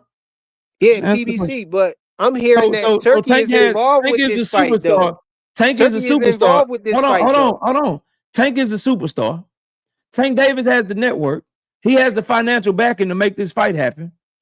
What does Devin Haney have in terms of leverage? Like, what does he have to where he has the right to ask Tank Davis, give me this or else? What's his leverage? Bro, Tank's stock took a hit, man. His stock is down a little bit right now, bro. I asked you, what is Devin Haney's leverage over Tank? What's his leverage? Yeah. Well, he got the money of Turkey behind him. If he has the money of Turkey behind him, where is Turkey at saying I want to make this fight? Bro, Turkey is interested in this fight. That's what. Where is he at saying in the negotiations with this fight? What are you talking about, bro? He's trying to help make this fight, bro. Based off what? What you mean based off what? Based off the fact that Devin interview, based on tweet from Turkey, the fact that Devin, something that Bill Haney said, something that Devin Haney said. Where can I go to see that Turkey's trying to make this fight? Based off the fact that Zuffa was trying to make this fight with Shakur and Tank inserted himself and Turkey said, "Oh, I like this fight too." When did Turkey say that? You're lying. Oh, so I'm lying. When did he say now? that? I'm lying now. When did he say it? Frequent? Bill said he liked it. He said he liked it. And when did Turkey say, "Oh, Tank and Devin"? We didn't hear him say that publicly. I'm trying to make that fight. We didn't hear him say that publicly, but they said Turkey liked the fight. So if you didn't hear him saying publicly, why did you say he said it? Because they said he liked the fight. Turkey liked the fight. I heard Aki say it in the interview. He said, Aki said his sources said that. I heard Bill say that. They said Turkey liked that fight. They also said Turkey didn't like the Keyshawn Davis fight. When did they say Turkey is working on this fight? When did Turkey say it himself? I think Turkey is working with the PBC to make this fight. That's what I said. What do you have to support that? I said I believe that. Oh, you saying what do I have to support that? There's no evidence. What do I have to support that? The fact what do you have to support the fact that we know Zuffa was behind trying to make this fight with Shakur. How do we Devin, know that when we hadn't heard Turkey or Zuffa or Dana White speak on this fight? Because we heard Bill and them talking about that. But Bill contradicted himself every time he talked about it. But we found out that Bill was telling the truth and Shakur was lying. We didn't, but because instead Turkey of backtracking, you would rather just say both of them lying. But both of them Turkey and Dana White never said one time they putting up money for Shakur and Devin. Dana White ain't have to say nothing. Shakur told us all we needed to hear. He said it was real negotiations going on, so we know Bill wasn't lying. So maybe Shakur was lying. But you don't want to backtrack on that. I just want to make sure you're too prideful to backtrack on that, but you should probably walk it back. I want to make sure I understand you clearly. Just for me, because I'm stupid, right? So Zuffa was negotiating a fight between the welterweight WBO champion and the super lightweight WBO champion, even though Zuffa isn't a licensed promoter under the WBO. Come on, KO. You acting like you playing dumb, man. We know that if Shakur versus Devin was going to happen, that Devin was going to drop the belt and Keyshawn was going to fight for the belt. You know, if Devin, we didn't know that picked 2 it- months ago. No. We knew that. We didn't bro. know We that knew 2 months ago because this shit just started happening a couple of weeks ago with the WBO. And y'all said that Devin and Shakur been working on this shit for months. So they've been working on it for months. Zuffa was working on a fight between two WBO champions while they weren't even a licensed WBO promoter. Did I get that right? You saying we ain't know that 2 months ago? What relevance is that if we know that now though? Because but Zuffa, I gotta go do something though. Yeah, man. I know I'm gonna come back and cook you later, man. I know you do. Go do that. Smart. Very smart decision, my brother. Wise choice by you. Shout out to Dean by any means. 2-piece. No biscuit in the super chat. He said, it don't matter, KO. Oh, man. Shout out to Crown Jewel Boxing, 5-piece.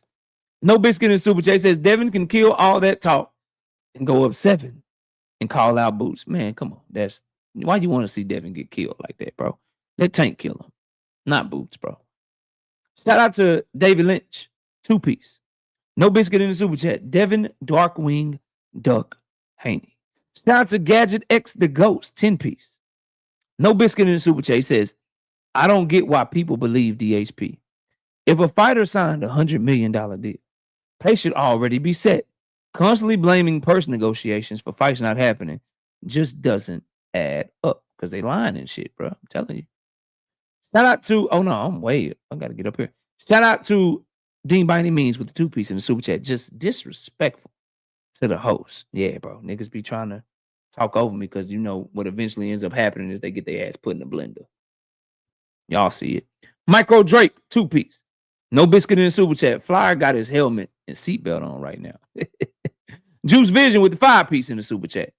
This, I think he right because he talking loud. Dev shouldn't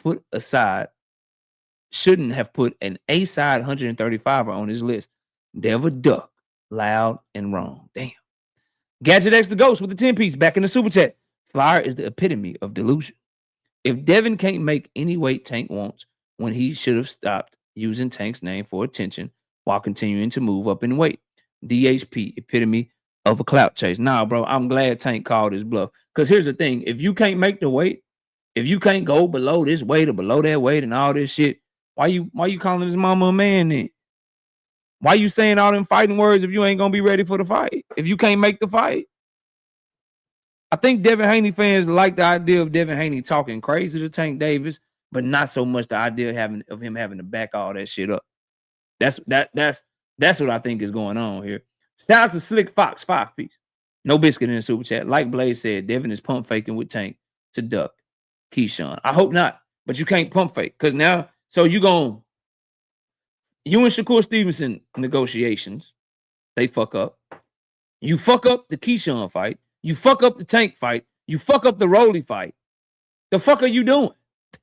Like, I'm gonna tell y'all what it is, bro. Turkey's going away and these boys is out here fucked. He's going away and these boys is fucked up out here. And now it's like, damn, I ain't got no leverage. Niggas ain't fucking with me. I might have to actually like fuck around and take some shit I wasn't planning on taking just to get a little bread. You know what I mean? Kevin King with the 2-piece in super chat. Bill said it when G Money call, you have to answer. I mean, hey, he said it, not me. Brashley McCutcheon being a member for 14 months. I bet your ass can't make it to 2 years. Fuck what he talking about. I remember Bill saying he wanted the same offer Ryan got, but we know he didn't get 50-50. Juke with the 2-piece says, what metrics prove Tank's stock is down? Frequent's head, like in his head, bro. In his head. Nowhere but his motherfucking head. Shout out to Sunny Day, 5-piece. No biscuit in the super chat says, all I hear is saxophones and Frequent a liar. Listen, bro.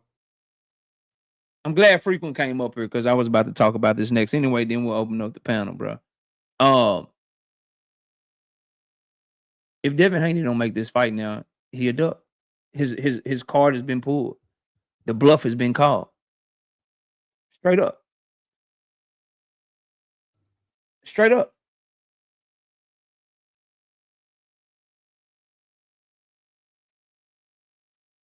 I think I already got it, Nuke, but I'm checking. Let me.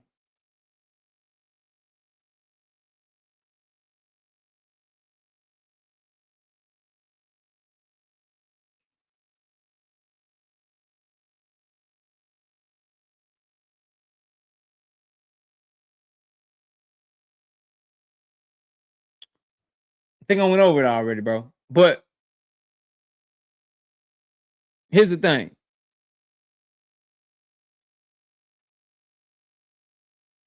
Unless it's something new.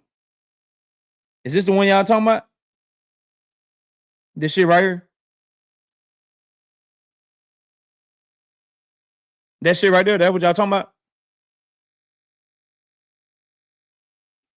Or is there something else I need to react to? Is there something else I need to read? Is that the shit right there you talking about, bro?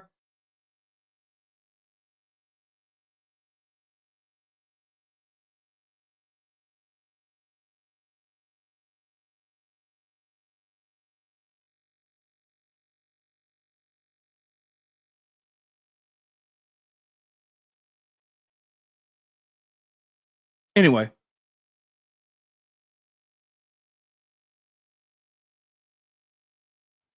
I haven't got your email yet, bro. Let me see if it's coming through on my phone.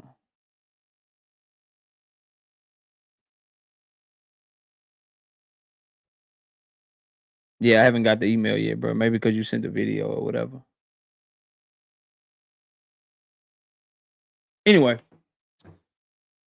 when you were in Devin Haney's position, bro, y'all got to understand. Keyshawn Davis is fucking with Top Rank. Keyshawn Davis is fucking with Top Rank. Top Rank is gonna play games with Devin. They might let that shit go to purse bid, bro. They not gonna put up no big money off for hoping that he'll just drop the belt and all that shit, right?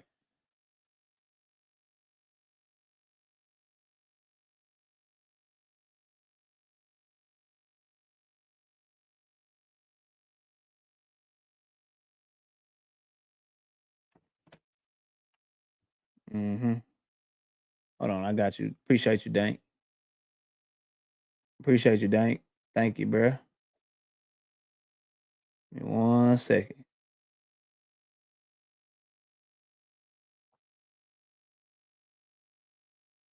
Look at this nigga. So Drawmont Roach says, bro, 1 million motherfuckers knew the date before it was announced. So why ain't they announced it before me? So why ain't they announced it before me? That's how this shit works. You think Mike Coppinger wanted me to beat him to the punch, nigga? You sound stupid. Notice you ain't responded to nothing I said. Lame ass nigga. Now you being a lame trying to move the goalpost. You said I ain't know shit. Y'all said I didn't interview fighters.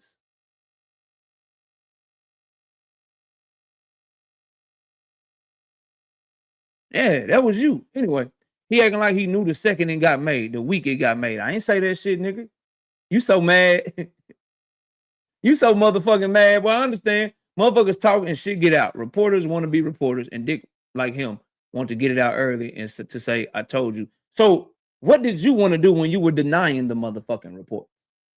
When you were in your camp house on Twitch, knowing that the contract was signed, but telling people that it wasn't signed and that you don't know if it's happening, when you were telling all those lies, what are you?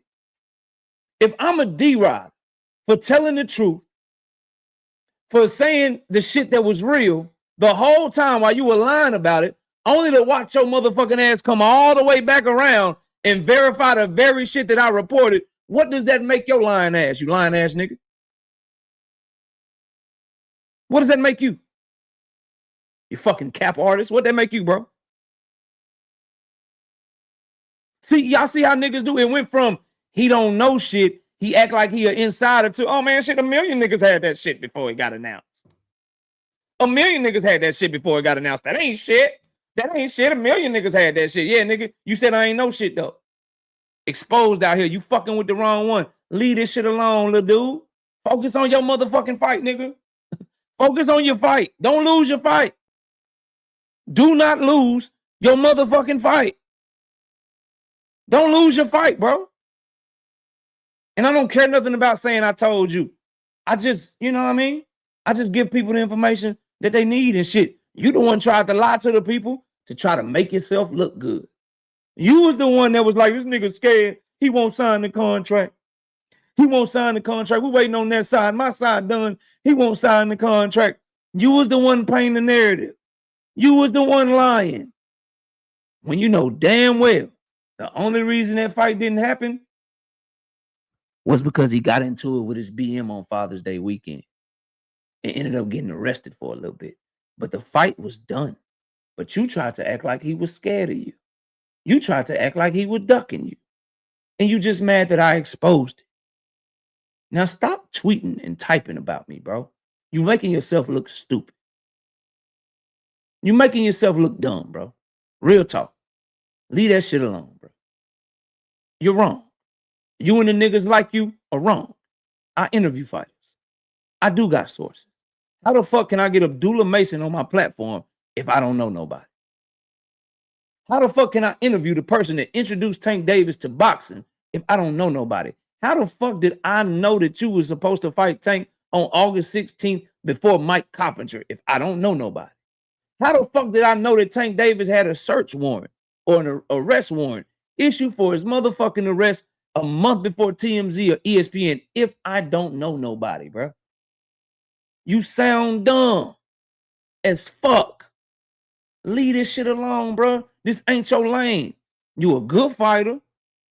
You good at almost winning. You a Lamont Drawmont Roach. You fight very competitively. Focus on that, bro, and get over the hump against Williams Zepeda to try to become a 2-division champion. And leave me and my name the fuck alone.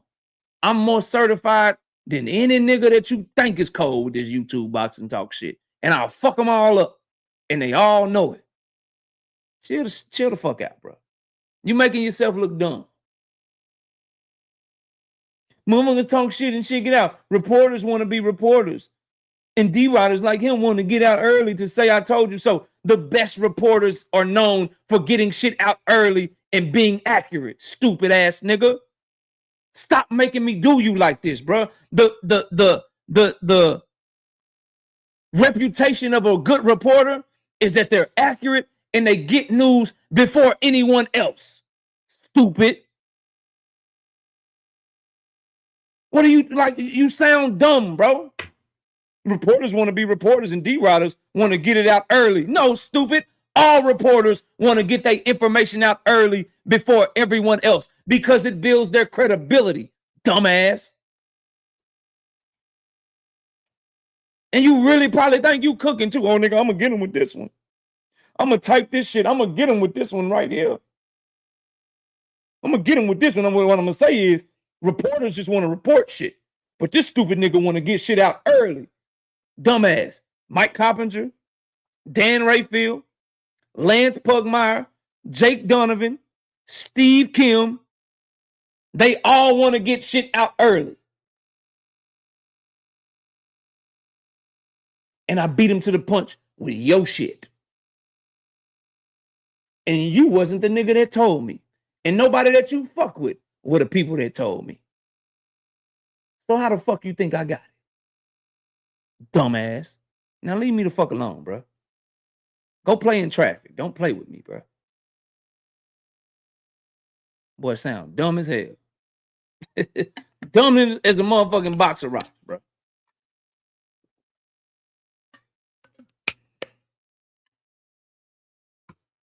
Now,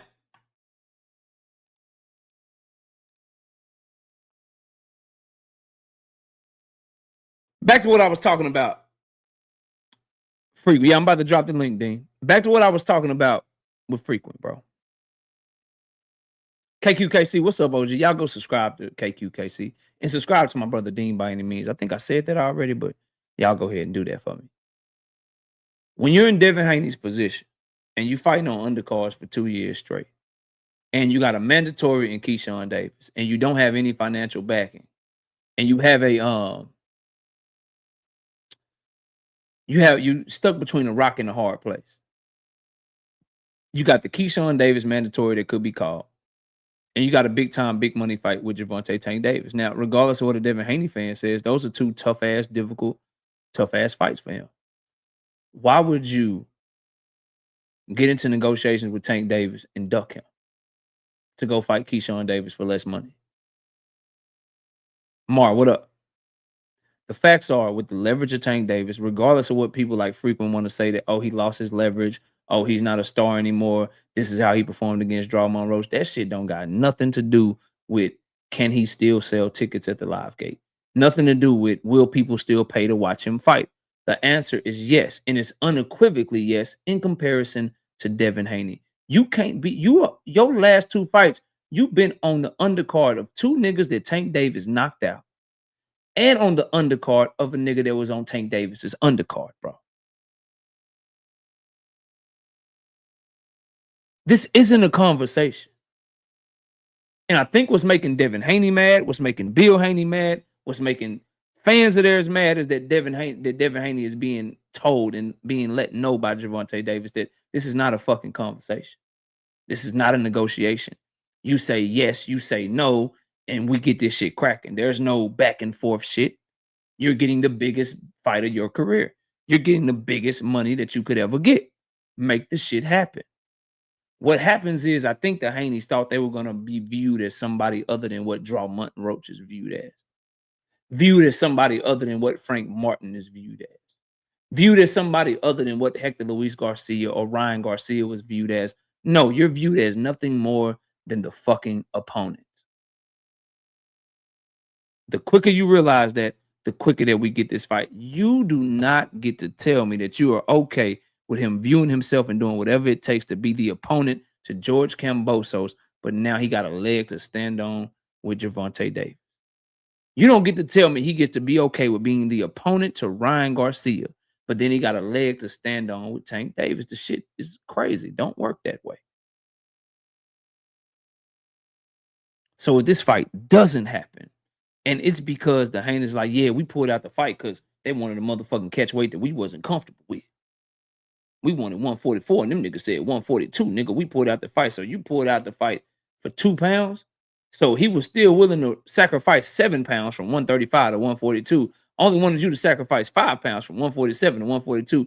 And you pulled out the fight, nigga, you ducked. You ducked, bro. This world that y'all are living in where Devin Haney is going to get Tank Davis to fight at the weight he wants and have no stipulations and give him the biggest fight of his fucking career, y'all are out y'all motherfucking minds, bro. Y'all are out y'all motherfucking minds, bro. Crazy as hell. That's how I know you ain't really pushing for the fight. You pushing to try to have a narrative when Devin Haney pulls out this motherfucking fight. Because I feel like, and I've always felt this way about Devin Haney fans, and I'll drop the link.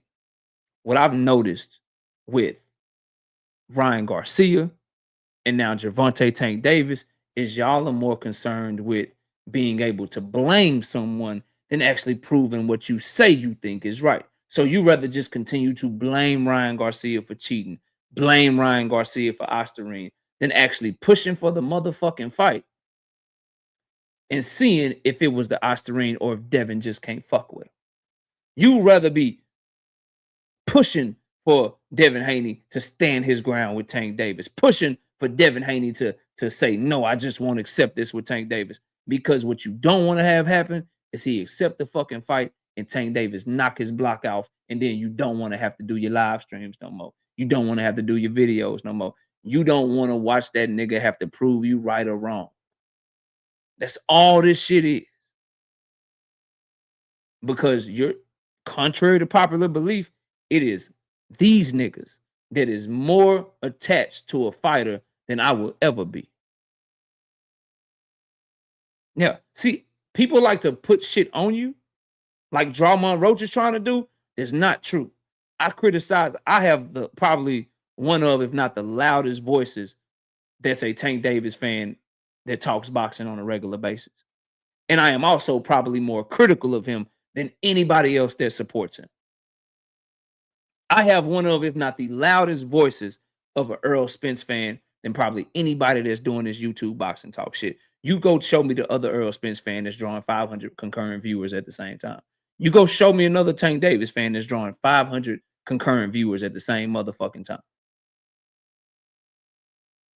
So I'm not saying that to brag. I'm just simply saying, bro, I am fucking more critical of my favorite fighters than these niggas ever will be. And I give credit to niggas I don't like more than these niggas ever will, bro. But people try to put a jacket on me because they can't fuck with me. Straight up. So I say all that to say, I want this fucking fight. And guess what? When motherfucking Abdullah Mason is trying to fight Shakur Stevenson, guess what I'm gonna be telling the young king? Say, bro, you gotta do whatever the fuck you gotta do to get that motherfucking fight. Take that shit. Take that shit, nigga. The opportunity is too good. Take that shit. You gotta try to go get that shit. If David Benavidez, when David was trying to fight motherfucking Canelo, nigga, you do whatever the fuck you want to do. You gotta go down to 168, nigga. You make that sacrifice. You gotta do that shit. You gotta do that shit. You got to, nigga. You gotta go get that fight. Straight up. What happens is the fighters that I like turn out to be superstars because I got a good eye for this shit, and they all almost always end up being the A side. So Abdullah Mason is on path to where he's gonna be dictating terms to niggas. Earl Spence was dictating terms to niggas. Tank Davis is dictating terms to niggas. Jaron Ennis is on a path where he's about to start being able to dictate terms to niggas. David Benavidez is on a path where he's about to start being able to dictate terms to niggas. And people want to flip their argument. And I find it funny. And I'm going to end it here and I'm going to drop the link because we got about an hour left. I find it funny that the niggas, and Drink More Water gonna love this. I find it funny that the niggas that were diehard Earl Spence fans who were telling Bud Crawford, take what the fuck Earl is offering you, 70-30. It really should be 80-20. You don't run shit. Earl Spence is the A side. You gotta do what the fuck he say. Are the same niggas telling you that Devin the Dream Haney has some sort of leg to stand on with Tank Davis. They totally flipped their fucking argument because they fuck with Earl and Devin. It's about their narratives being right, not pushing for the fight because you would push for what makes sense no matter who it is, bro. No matter who it is. Straight up, if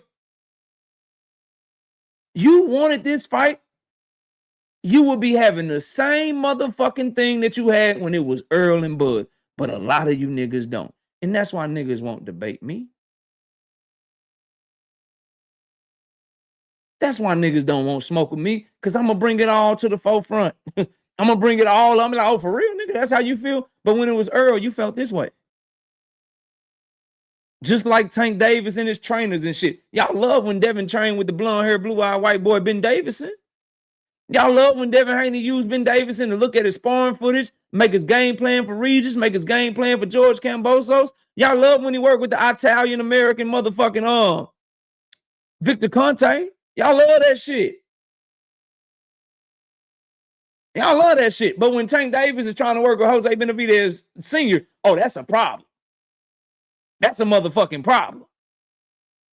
When Deontay Wilder goes from Mark Breland to Malik Scott because he think it's a best move for him or a better move for him, y'all love it. Deontay the one got to fight. He the one that he got to do what he got to do.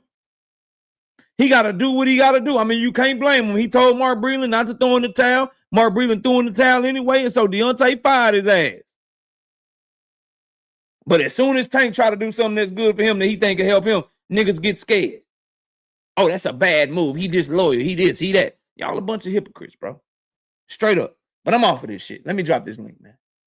Y'all come holler at your boy.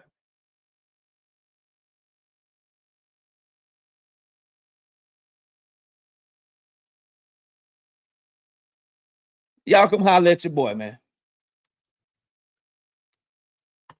Link is open. Link is in the chat. Let me pin it too. Make sure I pin this shit, man.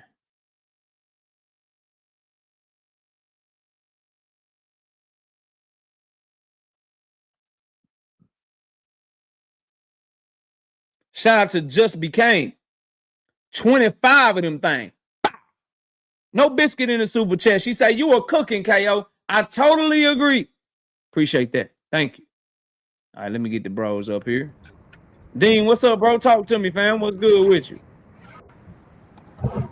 Man, bro, you know I normally like one thing y'all KO will tell y'all, and KO, you can elaborate if you want to, but like niggas talk about KO a lot. I don't send them everything that I see normally. Yeah. Lamont Roach, the real shit I send, the shit I think you need, you know what I mean? Where I think niggas is ODing. But Lamont Roach wasn't even responding to the other, bro. He was responding to what I said. KO know that. But niggas be so KO, I'm gonna ask you. I'm gonna ask you. He heard, he know, bro. And the sad part is that you could say facts to niggas. And I got dudes on Twitter attacking me, dog. Tank don't know you. Actually, that's a lie. Actually, he do know exactly who the fuck Dean is. I don't even talk about that. He knows exactly who the fuck I am. Actually, that's a fact. I'm gonna ride for my bro when it comes to certain factors, bro, because that was unwarranted. Like, what the fuck made Lamont Roach just wake up and say KO's a dick rider? Like, I don't know, you feel bro. what I'm saying? Like it get to a point, bro. Don't let you have another motherfucking draw that I'm predicting, y'all. Hey, everybody, put your house up on the draw versus. Man, All right, y'all do what the fuck y'all want to do, but put your house up on the draw versus a Pater. Y'all can do what y'all want to do. I'm gonna tell you what Dean want to do. I'm giving you a free game. Put your house up on the draw versus a Pater. Don't let that happen either, Lamont Roach. But as we heard today, y'all, that Tank Davis needs to fight Kid Austin to fucking fight Devin Haney. Like, I can't believe the shit I was hearing. Yeah? I didn't say that. But guess what though, y'all? Ride again. Oh, it look like Drawmont. Ray Ford said something. Y'all watching me like that, bro? Ray Ford. Ray Ford, how you doing? O'Shaquie Foster whoop that ass, huh? Damn, that's crazy. Y'all really mad. I don't know what I did.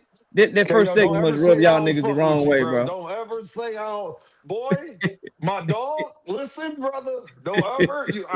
Everybody know. If niggas listening, they know. I ain't even got to say that to KO because I don't send them a lot of shit that be going on. But I will tell y'all this, bro. Ride again. No, Devin doing exactly what I need him to do. KO know why I'm saying that. You gonna use that WBO status, gangster? He did say he was trying to fight Bender. Y'all heard him, right? That's why I was asking y'all to timestamp that shit for me. He was saying what? He said he trying to fight Bender and shit. And Tank's too small. Yeah. So then do what? Shakur Bulls, hey y'all, I love you. I'm popping my shit today, and I ain't gonna say another word because this gonna get it started. Hey y'all, Rolly ain't fighting him. Ryan got fight T.O. Keith Davis. Yeah. So Dean is right when I said. Hey man, shout out to Dean, bro. Shout out to Drink More Water with that 5-piece in the super chat. He said, Shakur got the call. Team said no immediately. Loma was in negotiations, faked an injury and retirement. Now Dev in the negotiation. Okay, yo, one more point real quick. And I'm gonna let everybody know Dean ain't gonna say a motherfucking word. I swear to God, I ain't gonna say no word. Rolly Romero was about to fight goddamn Teofimo Lopez, and Edwin De Los Santos just got knocked the fuck out. And Lamont Roach is about to fight Williams Zepeda. Shakur fans, y'all understand. My dogs was crying, KO. I was holding them accountable. They like, Dean, leave me alone. They dog got the best win on his resume. He got put to bed. Goddamn, God, get him some milk. Get him some milk. Somebody, goddamn. Goddamn, boy, he fell. Hey, KO, that motherfucker fell like an 80-year-old grave. Yeah. Landmine. Just letting y'all know, don't let Rolly Romero win and don't let fucking bitch-ass Lamont Roach win. I'm going to just tell y'all, Shakur fans, it's going to be dark. Hey, real quick. Drawmont Roach, Ray Ford, all y'all, bro, I'll clear off the panel if y'all want to talk to me, bro. Because clearly I'm on y'all mind today. So if y'all want to holler at me, just let me know. Just let me know. All that Twitter shit y'all doing, bro. Fuck all that Twitter shit. Let's talk like men. Let's see how this shit go. Let's talk like men and see how this shit go. Hopefully y'all can form some sentences that's gonna make some motherfucking sense, because y'all sounding goofy than a motherfucker right now. Hey, KO. Hey, where's D? Hey, KO, where's D? Let y'all go one at a time, and hey, y'all D, do whatever y'all gonna do. I don't want nobody talking over nobody. KO, I gotta ask you something real quick, bro. What up, my boy? Hey, you gonna talk some more tonight? Hey, D, listen, D, you gonna talk some more tonight? Cause I'm gonna force your hand, nigga. Hey, KO. Hey, all of y'all on the panel feel like that, yo? Hold on, Pay, what's up, bro? What's up, bro? Okay, so bro, niggas is really weird, bro. Niggas be trying to get niggas to go against you for some odd reason, bro.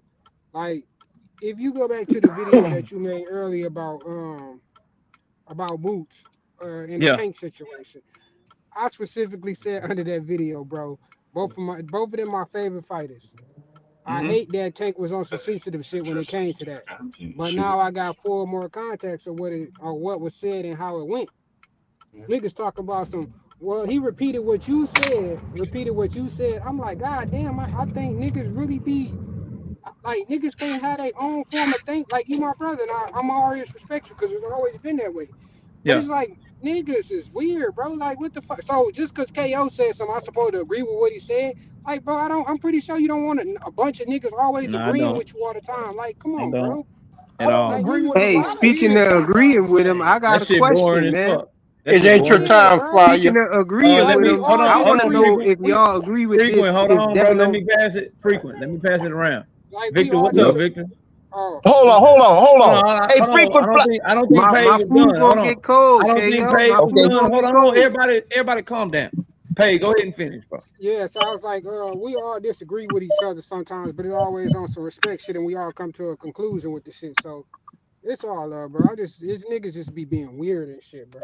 Yeah, especially these boxers, nigga. Had that smoke for each other, nigga. Like Ray Ford and Ray. The funny thing is, Ray Ford and motherfucking Drawmont Roach, since y'all niggas still talking, y'all should be wanting to fight each other. Talk about it. Not teaming up on a fucking content creator. You fake brotherhood ass niggas, man. Y'all better chill the fuck out. Y'all are double teaming me, but y'all should be trying to fight each other, nigga. Right. Yo, KO. What's up, Darvin? Yo, man, I was gonna ask you something, man. Can we agree that Devin and Tank a big fight? 100%. Hell yeah. Okay.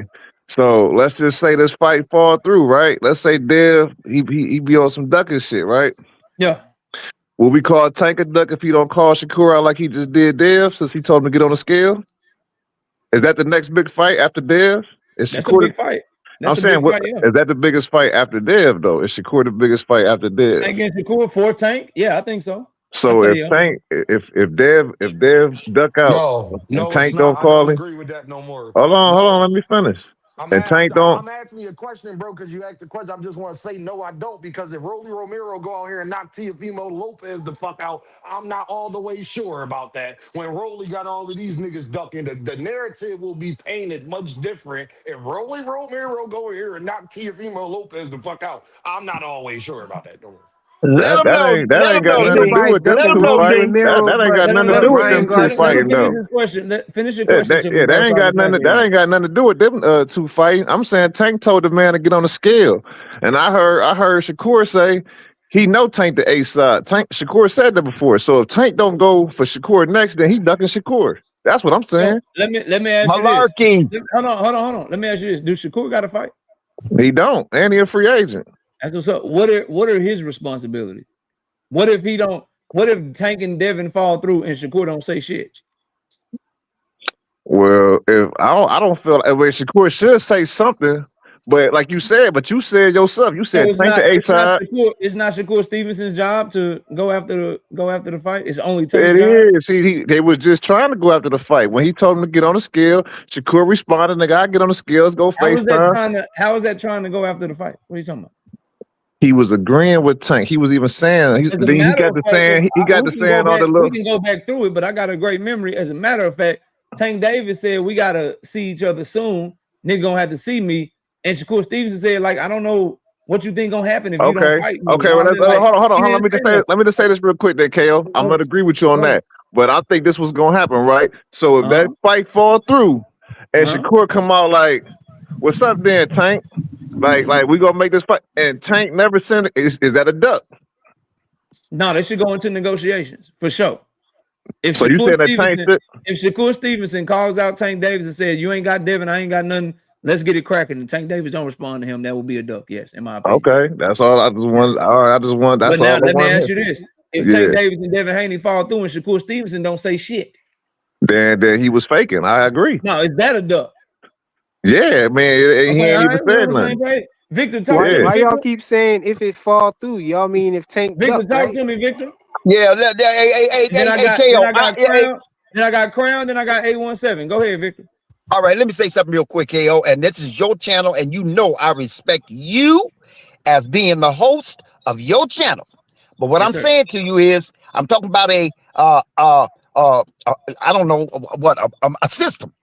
This nigga frequent flyer set up on this show with you for a half a motherfucking hour, and tied you down, right? And so now he wants to start blabbing his motherfucking mouth. Send that nigga to the back of the line and let him wait his turn. A little courtesy, nigga. Now he at the back. He at the back. That's why I keep going to everybody else. I tied him down to the train tracks, but the train ain't come though. You should be happy about that, bro. Hey, KO, this is what I want to say. This is what I wanted to say real quick while I got an opportunity to talk directly to you. I'm talking to you now. Look here. I disagree with you, KO. I disagree. The statement you made that Tank was wrong for saying what he said about Boots and what do you call it? What do we do with the frogs when we in science class back in junior high school? What was that called? Dissecting. Dissecting that fight. Because that's what that's why I told Dean, you ain't going nowhere, Dean. You still gonna talk, because I got some shit I want to say about Boots. I got some shit God damn. I got some shit I want to say. I got some shit I want to say about Boots if time prevails. Now, but here's the disagreement with you, KO. I'm listening. They asked Boots, who do you think would win? That nigga tried to hide. I don't know. I don't know. I can't tell. I don't know. And the nigga said, nigga, make, words are important, KO. Make a decision / choice. Make a decision / choice. And that nigga didn't hesitate, not one bit, to say core. That's what triggered Tank, because he still should have said, even though he was pinned against the wall, to say, you got to make a decision, you got to make a choice. That nigga could have said, damn, man, that's too hard, man. I mean, both them niggas can fight. I just can't, but he didn't. He didn't hesitate. When he asked him, when he asked him, that's some female energy. Would you shut the fuck up? Bro. Let him talk. Let him finish. I ain't got a fucking nice thing to say to you, nigga. If you interrupt me all the time you've already had on this goddamn panel, nigga. Shut up. Anyway, what I'm saying is when he asked him, who do you think? He said, I don't know. He repeated it. I don't know. Threw his hands up and everything. But when he said make a choice, that nigga made a choice.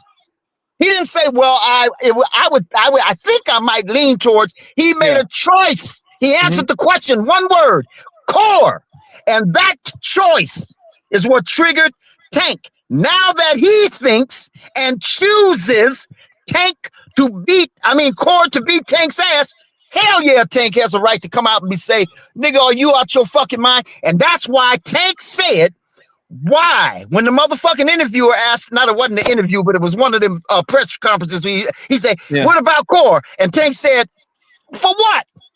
And for what meant, why would I fight a nigga who all my fights, everybody, including Dr. J, are standing at attention, up out of their seats, because my fight brings that kind of excitement. And Core has had 2 events where the motherfuckers walked out the goddamn ring before the fight was even over. Why would I fight that nigga? So I'm gonna respond to you. Like the end part, I'm not so much. I'm gonna focus on what you said about Boots, because that's really our disagreement that you said we had. Here's what I think, bro. I feel like with the way that Boots Ennis took up for Tank Davis with the Drawmont Roach situation, I think for the way that he took up for Tank Davis' status in the face of boxing, still respecting him and saying that he's the face of boxing, I feel like Tank Tank could have, man, Jay, I don't know what's going on, bro, but we gotta put you on mute, fam. I think he should have earned a lot more grace than for Tank to come at him the way that he did. Now, I ain't saying that I dislike the shit. Like, Tank is going to war with everybody. He ain't fucking with nobody. I like the energy, but I just think that was wrong in that regard because Boots Ennis has had his back, bro. Listen. And what I also hold on, let me finish this. Wait a minute. Let me finish with KO before you niggas interrupt, man. Let me finish, bro. And what I also disagree with is he did hesitate. That's why they had to pull the answer out of him. No. He did say, I don't know and all that shit. So wait, hold up, KO. I don't think the response that Tank, but once you feel like somebody chose a side over you or feel disrespected, I do understand you can't control how a man responds to their perceived disrespect. However, I think that Boots Ennis he's not a hater. He's been a big supporter of Tank Davis. And I thought that Tank was out of pocket coming at Boots like that because I don't think Boots really got nothing but love for Tank. He showed him respect. I got you. I understand. I got you. I understand what you're saying. But let me say one thing, and then I'll relinquish my time. Uh-huh. Your words. I said again, words are important. Intellectuality and knowing the context. People always say this context. Well, the words are important. He hauled in the first question when he said make a, and here's the important word, choice. You know what choice means? Mm-hmm. I choose. So he chooses Core to beat Take. That's a motherfucking insult. That you would choose a nigga to beat another nigga means you believe it. And he should have said that in the first Tank is supposed to see it as an insult. Hey, all that shit that he did. Wait a minute, hold up. Hold up. I'm not finished. I'm not finished, man. All that shit that he did with Core, with Tank, about he's the face of boxing, that's a fact. He didn't have to reach and he all for that. That's a fact. All that shit about Tank's a good fighter, hell yes. He could have played into the narrative that everyone else was playing into, though. No, but he wasn't playing. All I'm saying is, bro, just because a nigga pick you to lose a fight or whatever, I don't feel like that response is warranted. Now, granted, if that's what Tank is on, and he feel like you chose a side and you against him or whatever, I ain't got no problem with that either. I just think it's out of pocket because I don't think Boots mentioned that. Can I tell the truth? Can I tell the truth? Being the guy. Okay, I relinquish. And then I'm going to Crown Jewel, bro. Go ahead. I'm gonna be quick because I know we got past the panel. I know y'all got time. Tank Davis is mad at Cool Boy and Greg Hackett at the moment already prior to that. I know that. Yeah, fact. Okay. Boots Ennis ain't do nothing but ever show him love. See, you right, Victor. Words matter, nigga. Well, did Tank Davis come out and fucking say when Jaron Boots Ennis say he didn't lose to Lamont Roach? Did he have a problem with what Boots said then? Nope. When Boots said he's the face of fucking boxing? No, he didn't have a problem. Can I talk now? You went a long time. You talking about frequent. Let me talk. And he sound like he's screaming down the dark hallway, man. You need to bring the decibels and down. So did you when you was up on this panel earlier, nigga, so shut up. All I'm saying we ain't had no echoing and reverbing. Y'all let Dean finish up because I got to get the crown. I got to get the 817. Go ahead, Dean. Boots was on a national airways and gave that man his credit. No bigger accomplishment or anything a man can give me is saying that I am at the top of the sport. There is nobody above me. Period. Until they prove that. Even if they think somebody might got a shot. It wasn't like Boots said, yeah, Shakur gonna go in there and just like I'm sure he gonna beat him. Y'all forget Shakur coaches with Coach Rail in Philly. They around Bozy and Boots. Shakur show a lot of love. He come to every Boots fight. That's Boots young boy. But Boots fuck with Tank too. So there you have it. But that ain't got nothing to do there you have the bias, nigga. Hold on, can I finish speaking? How is it fucking biased when he ain't just jumping out the window saying that? About every fucking body and which way. Boots didn't even say that he was the face of boxing. Y'all niggas would have been on his ass if he would have got up there and say, ain't nobody better than me. This my shit. Hey, you all over the place, Dean. The nigga chose Core to beat Tank. That's enough. Tank chose other fighters to beat other people. I ain't mad. Listen, I'm not mad. I'm gonna end it with this because I gotta go to Crown, bro. It's too much estrogen, bro. Spence was talking crazy to Tank Davis. Told that nigga he don't fight nobody to his face. Let's talk real. Y'all niggas want to pick and choose. Oh, That's they all were it is kidding to it. around. Don't use that as an Let's example. fuck They were around kidding now. around. All right, y'all got it. Hey, Pass it yo, you on. might have to turn Pass his it mic on. down, bro. No, Crown, pass what's it up, on. Crown? What's good, KO? What's good, panel? Let me catch the super chat, then I'm gonna let you cook, bro. Shout out to Big Dog Willie with the 5 pieces of super chat. Tank Maniacs mad at Tank for calling their hijacked fighter boots overrated. Tank Maniacs, please don't jinx hijacked fighter Mason this weekend. Hashtag Grease, bro. I don't know what the fuck you be talking about half the time, but I appreciate the Girl $5. said that nigga don't fight nobody, KO. Shut the fuck up. You don't fight nobody. Shut your ass up. That's what Earl said. He was clowning around. But we can't Earl and Tank are close. don't fight no fucking body. Earl and Hey, Tank y'all let are me get close. y'all let me get the other brothers in here, man. Crown Jewel, talk to me, fam. What's good, y'all? What's up, Long bro? time no hear from. I hope everybody's doing well. I wasn't gonna touch on what y'all was saying because it's something I want to say, but real quick, I will say, I'm from Jersey. I've been around both Boots and Shakur, and I think we got to reach a point with these young fighters where they're not so sensitive that you think everybody that picks against you or predicts against you is your enemy. It's a sport. Fans pay that think you're going to win. Fans pay that think you're going to lose. And a smart fighter is just happy that the fan paid. He don't give a damn what the prediction is. If anything, he uses it as motivation to prove you wrong. But to come out here and like I said, everybody knows I'm a huge Tank Davis fan.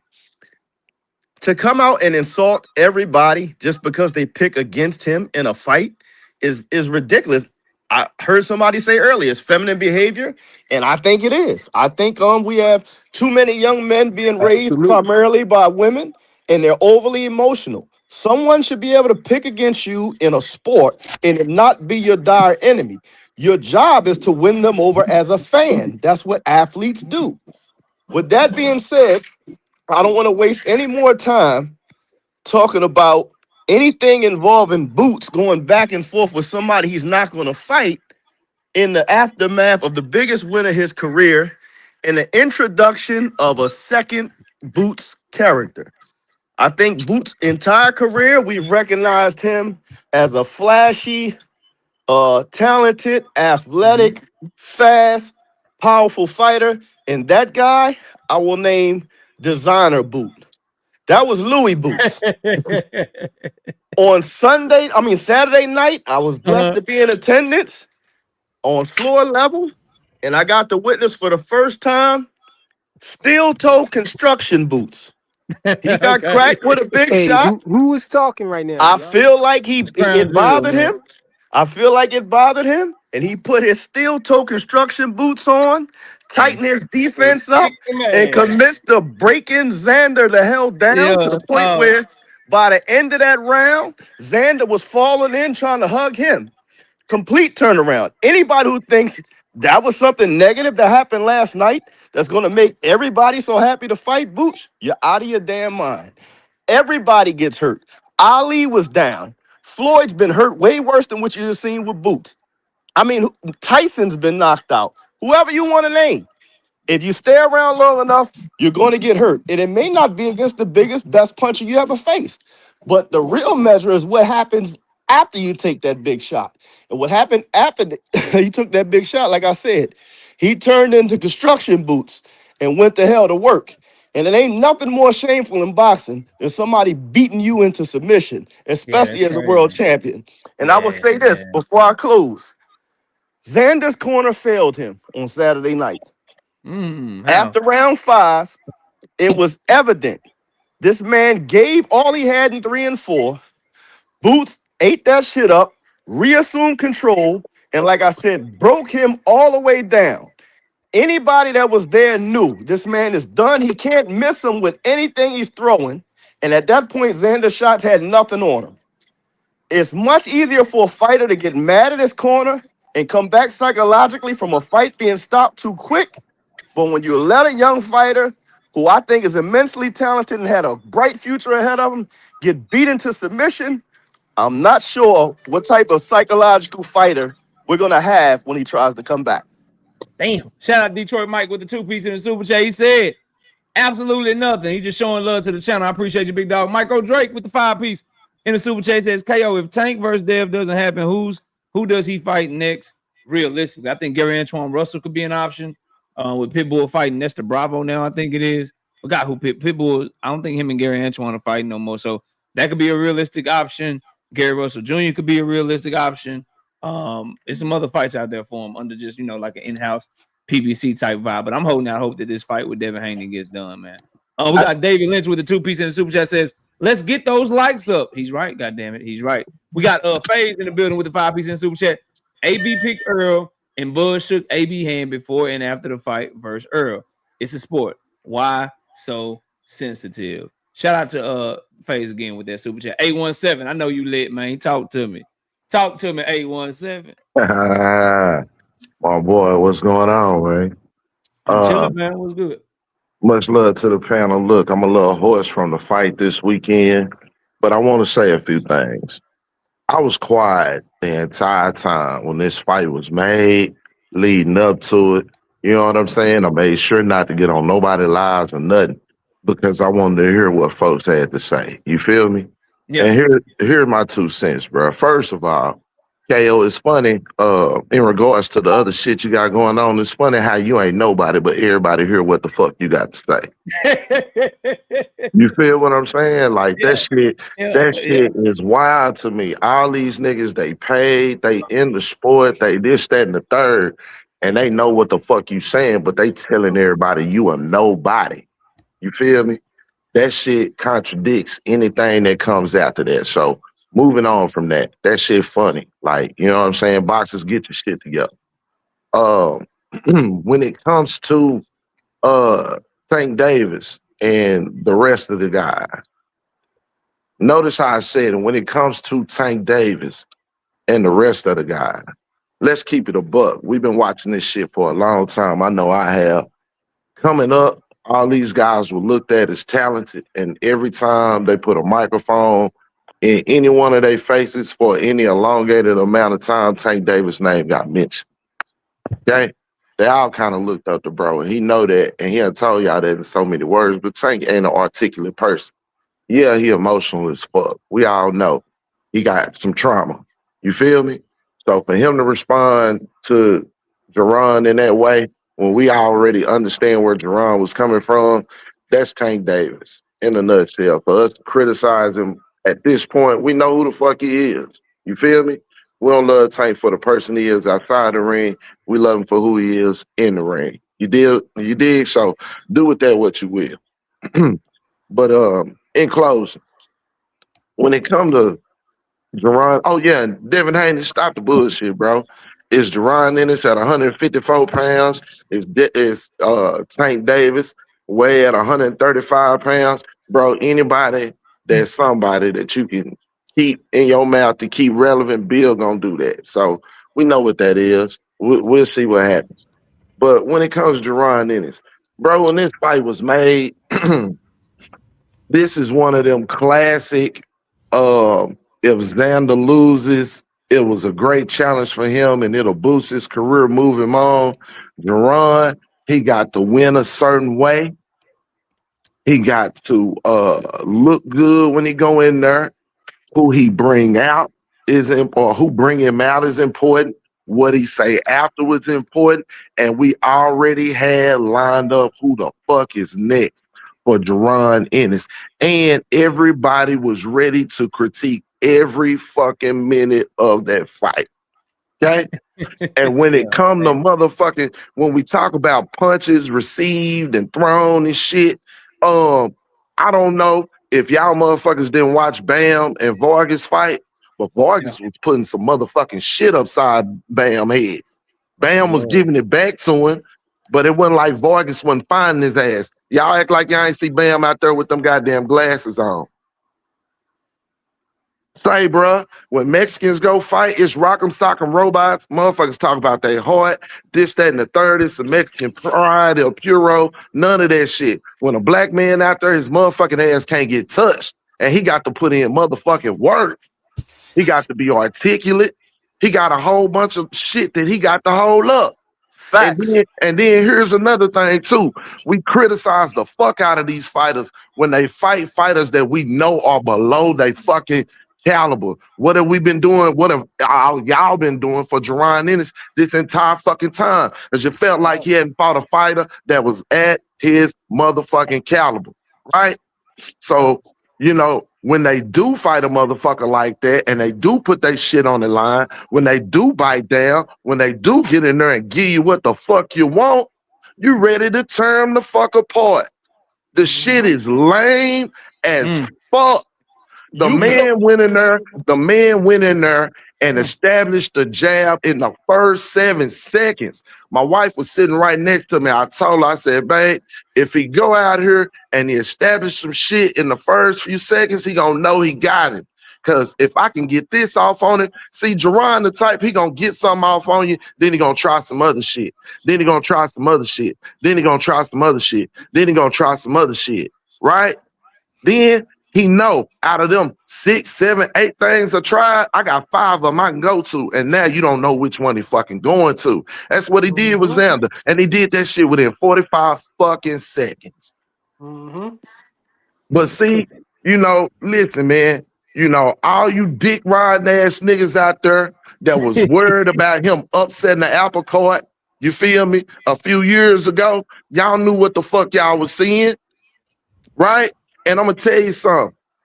For a motherfucker to be sitting up at the crib and to be the so-called face of boxing and shit and be worried about what an active nigga doing, god damn it, it scared his motherfucking ass too. It scared the people around him. His people was hitting him. That's why the fuck he said something. And so on and so on. Y'all get off the bullshit, man. If y'all want these fighters to go out here, put it on the line and challenge they motherfucking self, like Xander, like Boots, and goddamn respect the motherfucking performance, bruh. We ain't got a better performance.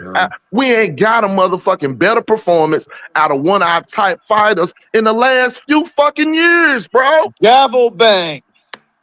And y'all gonna kill it, and y'all gonna kill it running this man down. I'm over here thinking, I'm trying to think if I can think of one. You cooking though, I can't think of one. Go ahead. That was the best fight I've seen in years. He's cooking. Bro, I'm telling you. I mean, within the first 45 fucking minutes, I'm standing up screaming at my motherfucking TV, bro.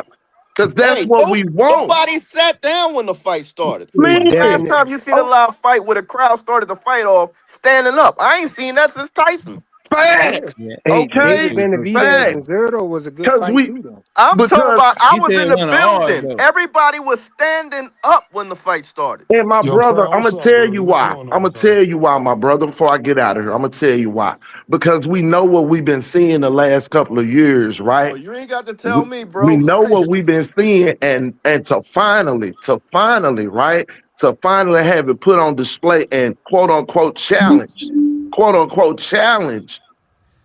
bro, there ain't no denying it now. You know what I'm saying? Ain't no denying it now. Now I know other channels and maybe KO and everybody else will go back and they'll break the fight down and we'll look at make it stuff up frame by frame, make shit up. All of it, man. I broke that shit down yesterday. Their favorite fighter ain't never been hit with a right hand. Man, look here. At the end of the day, I seen that man get hit with shit he ain't seen. I seen that man in the midst of trying to get up, trying to figure out what the fuck he was getting hit with. Okay, that man footwork, his ability is dangerous, bro. He took his leg movement away in the first 10 seconds with a jab. We need to respect the fucking game. Give more respect to these fighters. Ain't none of our motherfucking ass willing to go in there and get punched like that. You feel what I'm saying? Well, I was at one point, but not right. no more. But I'm just saying. I'm saying for you know who I'm talking about. It's a certain motherfucking for the crowd people that out don't here. respect the fighters or the Man, ones that and I've been watching it. I watched it the entire time the fight was made. And I waited till after the fight to see what the fuck was gonna be said, man. And I'm gonna tell you, it's a lot of motherfuckers don't like what they seen because they know he a threat to the motherfuckers they love. And what you said about what they said, both they stock went up from that. I'm gonna say this and I'm gonna tell. Go ahead. I gotta pass it, bro. But go ahead, finish up. We need to love the sport of boxing more than we love these boxers. And boxers, quit giving a fuck about what the majority of these fans say, because I'm telling you, we just watched it. They listen, your motherfucking explanations, niggas don't know definitions. Explanations for them are excuses. You dig? And when you lose, it don't matter what the fuck you say. You never was what everybody said you was when you was winning. So fuck them. Get your motherfucking bread. And I'm out. Because more. boxing is an man, I wanted to individual say, sport, and people hate on the fighters. All right, we got B more. Then I'm gonna go to Jay. Then I'm gonna have the whole panel open for the last few minutes. Y'all just go ahead. Be dang, quick. what though, about y'all. me? You skipping over me, bro? Man, shut up. No, you can go after them frequent. Go ahead, B more real quick. All right, yo. Check this out, man. You have bear witness to the evolution of Jaron Boots Ennis. He stepped in the ring, led down the ring by Jadakiss, went in, and he let those jabs go. Xander buckled down. When he got tested in the third round, he came through it with flying colors. And all these clown ass B-side boxing punk Mitches can talk about was 30 seconds at the end of the motherfucking third round. But that's cool, calm. Moose ain't get upset. Fourth round, came out and laid down the masterclass ass whipping on Xander Zayas. Took the fifth round off. Want to see if the man can get it back up so they can get back at it. And then, sixth round, Bozy must have told him, man, stop playing with your goddamn food. Get this shit over with. We got shit to do. So he started whipping his ass again in the sixth round. That was Came risky. back the seventh round, and he decided to put it to an end. Yep. And there lie, Xander Zayas. But on another note, he quit. He quit like a motherfucker. I want y'all to realize this G Money situation, and I said G Money. You got to realize you're in the middle of seeing G Money, Tank Davis, become G Money the same way Pretty Boy Floyd became Money Mayweather. Now go ahead and look at that and think about that for a minute. He's in the middle of a bigger heel turn than he ever had before. Motherfuckers booed him because he got a draw against a motherfucker who I clearly saw he would beat 7-5. Facts. No matter what these B-side boxing fan club bitches be saying, he won that fight 7-5. But that's all right. A draw is not a loss. So now he's in his heel turn. He in the middle of his heel turn. So next, y'all going to see preludes to the fight of Devin getting his ass whipped all around the ring like a fucking pinata. And then you're going to start seeing Tank riding around in that big ass fucking tank counting money like his mentor, Money Mayweather. Let me pass it, bro. Let me pass You're going to see all types of wild ass Let me shit. pass it, bro. I digress. Jay, talk to me real quick. Then I'm going to frequent, man. What's up, Jay? Hey, what's up? I just wanted to say I don't get how Devin thinks he can be A side the Tank when he was B side to Ryan and Ryan was B side the Tank himself. Yeah. So like I don't get his thinking on that. And also I believe the fifth round in the fight of Boots is where he is one of the knockdown rounds. Oh yeah, it was. Mm-hmm. Yeah, so I don't know if he took off on that round. And also I would say that the referee was the one that failed Zayas in the fifth round because he should have stopped the fight because there was a knockdown and then Boots went in and just pounded on him and just like just beat him for like a while. Like this fight should have been stopped in the 5th. So I'd say the referee was really the one that failed him. And that. Okay. All right. Not his corner or whatever. More so. The referee, and he went over to the doctor, and the doctor let him keep fighting too. So true. Oh, and I guess they both. I guess they both failed him. But I think the referee should have still like.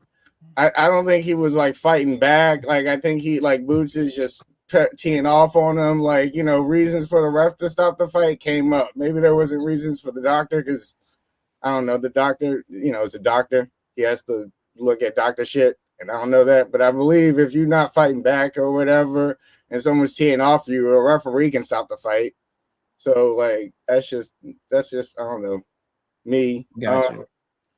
But I also didn't get to see this fight until someone put this up on Twitter or whatever until like after or whatever. So yeah.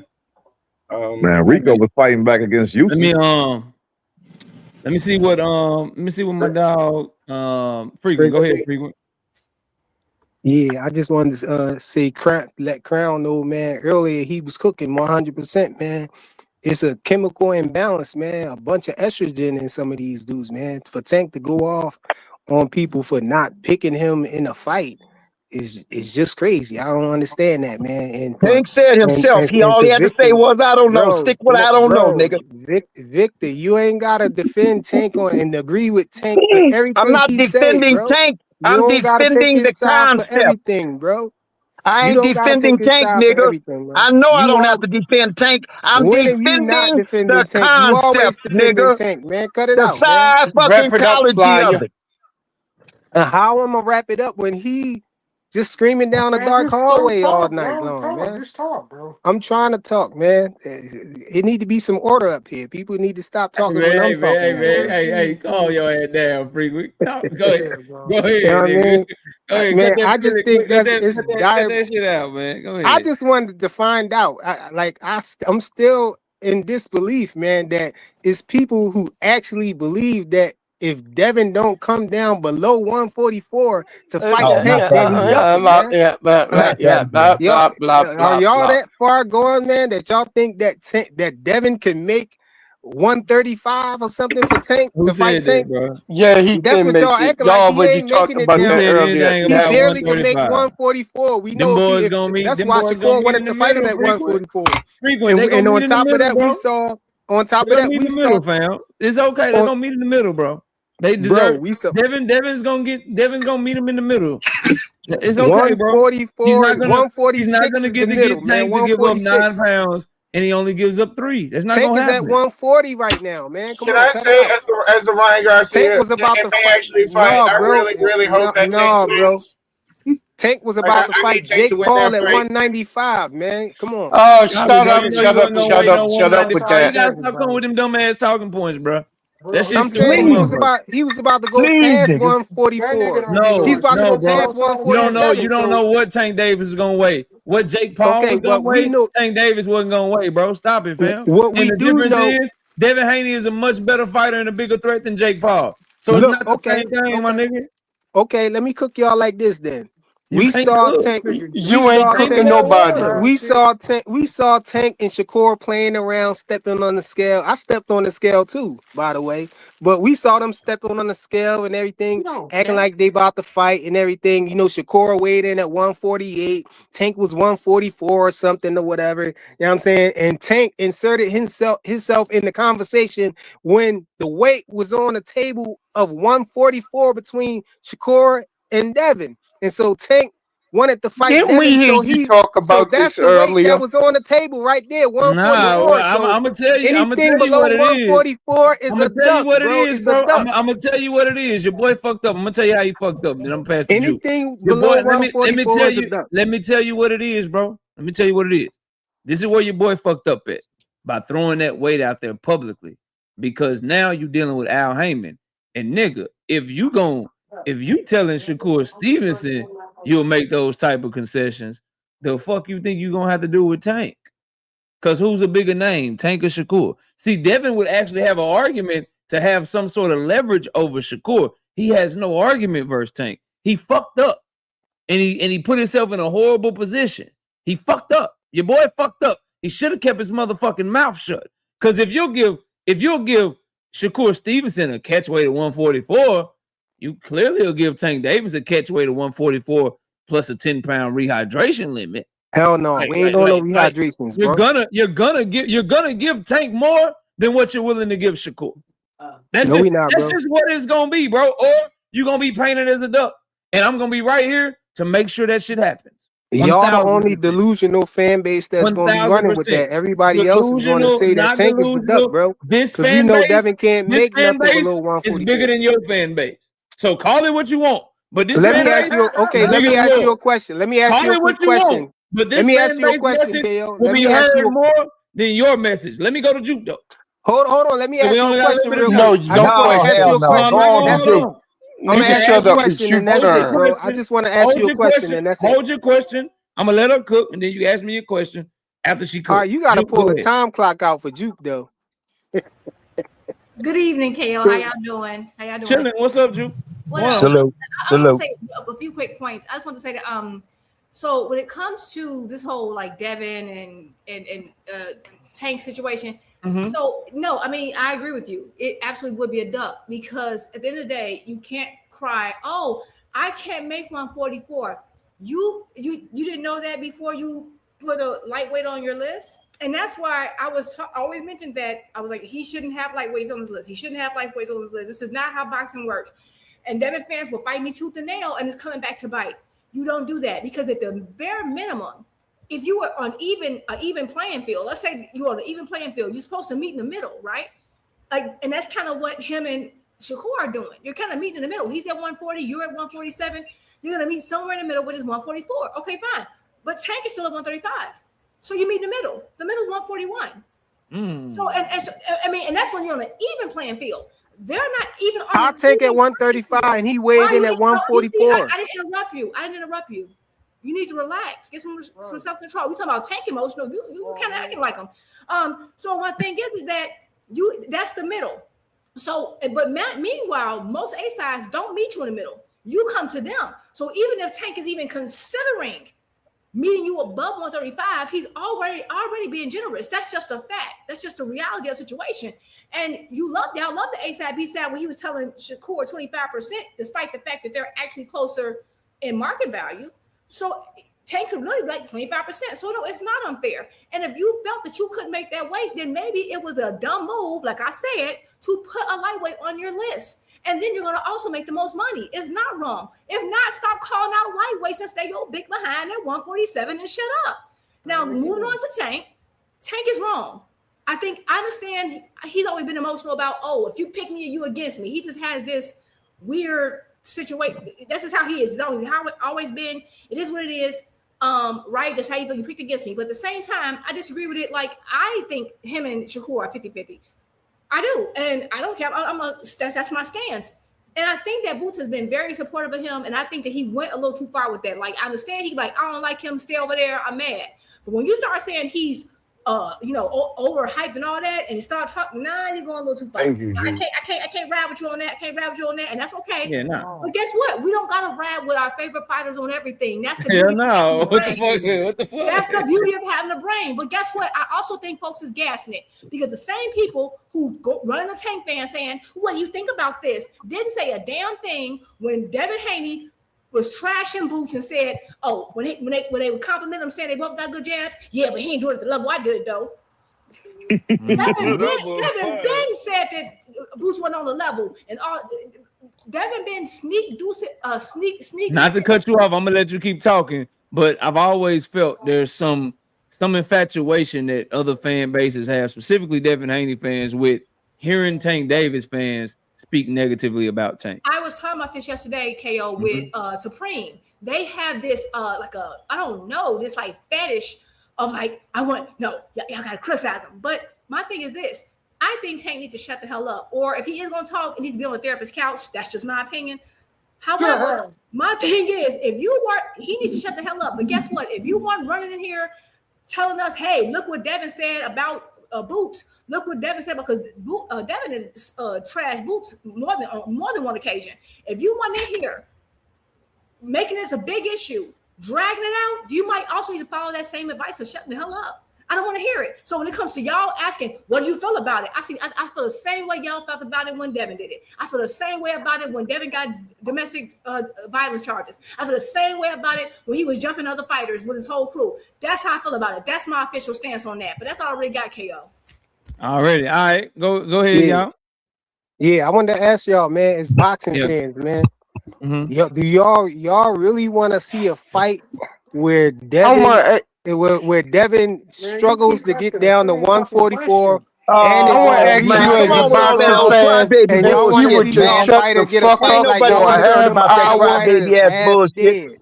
Y'all worse than Shakur fans. Y'all want to see him fight somebody half You are a clown. Nigga. Y'all worse than Shakur. Y'all want to see him fight somebody half dead. You are a clown. Diabolical. Y'all need to be ashamed of yourself, bro. You are a clown. Stop, y'all. Let me answer the question.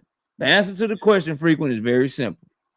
If they make the fight, then that means Devin Haney feels comfortable. And I want to see the fight, and I don't want to hear no motherfucking excuses. If he's not comfortable, then duck out. And like I heard Jupe say, I've heard Deem say it, fight at 147 or use your WBO status and petition to fight Jaron Boots Ennis. If you can't do what they're asking you to do as the A side, and you want to duck out on your biggest payday because you're worried about it, duck out and go do something else. You have options. No one's forcing him, bro. No one has a gun to his head. He can pull out of these negotiations if he want to. You know how it is an asterisk next to the Tank versus Ryan Garcia. You'll support him. He'll pull out of the negotiation. That's what y'all want, man. You'll do a whole live stream saying that he was right to do y'all don't want him to win. So going on live tonight. So you want to y'all want you will be going on live tonight to make answer yourself with the dumbest narrative that you can create. Y'all really fanboys, so man. just Y'all be really want to have a quiet, shut up, like that and say goodbye. Now here's what it is, bro. Now let me tell you what it is. Stay away from the paint chips. Hold on, let me tell y'all some real shit. Let me tell y'all some You real need to shit. stay off your knees. Everybody stop for a second. Let me tell you some real shit. This is what it is, bro. And y'all always do this.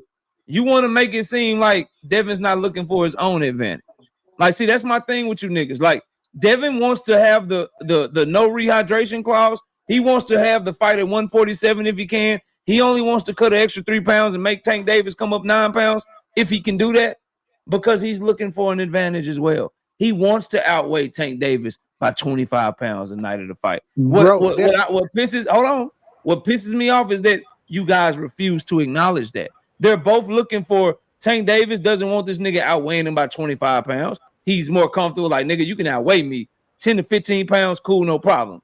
Devin Haney doesn't want to outweigh that nigga by less than 25 pounds. My problem with you niggas is y'all act like Devin's not making moves trying to look for a motherfucking advantage too. That's y'all not always what it is, do. Hold on, fam. Hold on. What y'all always do is the nigga that's looking to outweigh somebody by 25, 30 pounds instead of actually fighting niggas his size, y'all call that nigga the warrior. And the nigga that's actually trying to make them closer in weight, closer to the same size, y'all try to paint that nigga as a coward. It's nasty work, bro. Is Tank close to walk around weight, or is he close to fighting weight? Answer that. Is Tank close to walk around weight, or is he close to fighting weight? He can fight 147, or he can go fight 154. And guess what? Boots in is Tank close to walk around weight, or is he close to fighting weight? Ryan Garcia, they will not have a clause on him. Is Tank close to walk around weight, or is he close to fighting weight? That 144 is that close to fighting weight, or is that his walk around weight, bro? I'll wait. Everybody stop. I want to see how you gonna answer this. I purposefully waited on you to say this again. I need you to do me a favor. I already got it pulled up. This is how you know I predict you niggas and see you coming from a mile away. Because I heard you ain't hear my question. Stop talking, my nigga. I heard it because I'm gonna give you the floor. You ain't gonna want it when I give it to you though. Trust.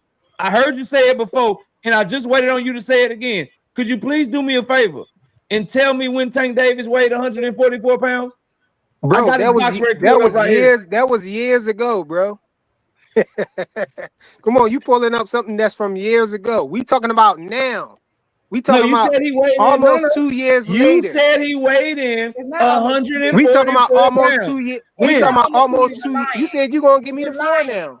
Go ahead. You said you No, gonna give me the don't give floor him the now. floor. Get that When? nigga the We floor. You spilling around niggas he around like, in don't give circles, him man. the floor. That was We 15 talking That about years nigga, ago. almost 2 years later That's after not almost Tank 2 then years. That's tried to 15 put on months. weight to try to That's fight 15 Jake months Paul at ago. 2 years is 195 24 and months. then decided he was gonna It fight and was an come back and fight at exhibition, you 140. idiot. Why are y'all He so was about to scared? fight Pitbull at 140, You and now are y'all so trying to scary. shrink him back You are down to so scary. 135. He's not Just at say you scared, 135. Franklin. Just say you scared. All right, I'm gonna have everybody go backstage, and I am in Gervonta Tank Davis's box rec. Watch how I cook this nigga with 1 minute left in the stream. Watch this shit.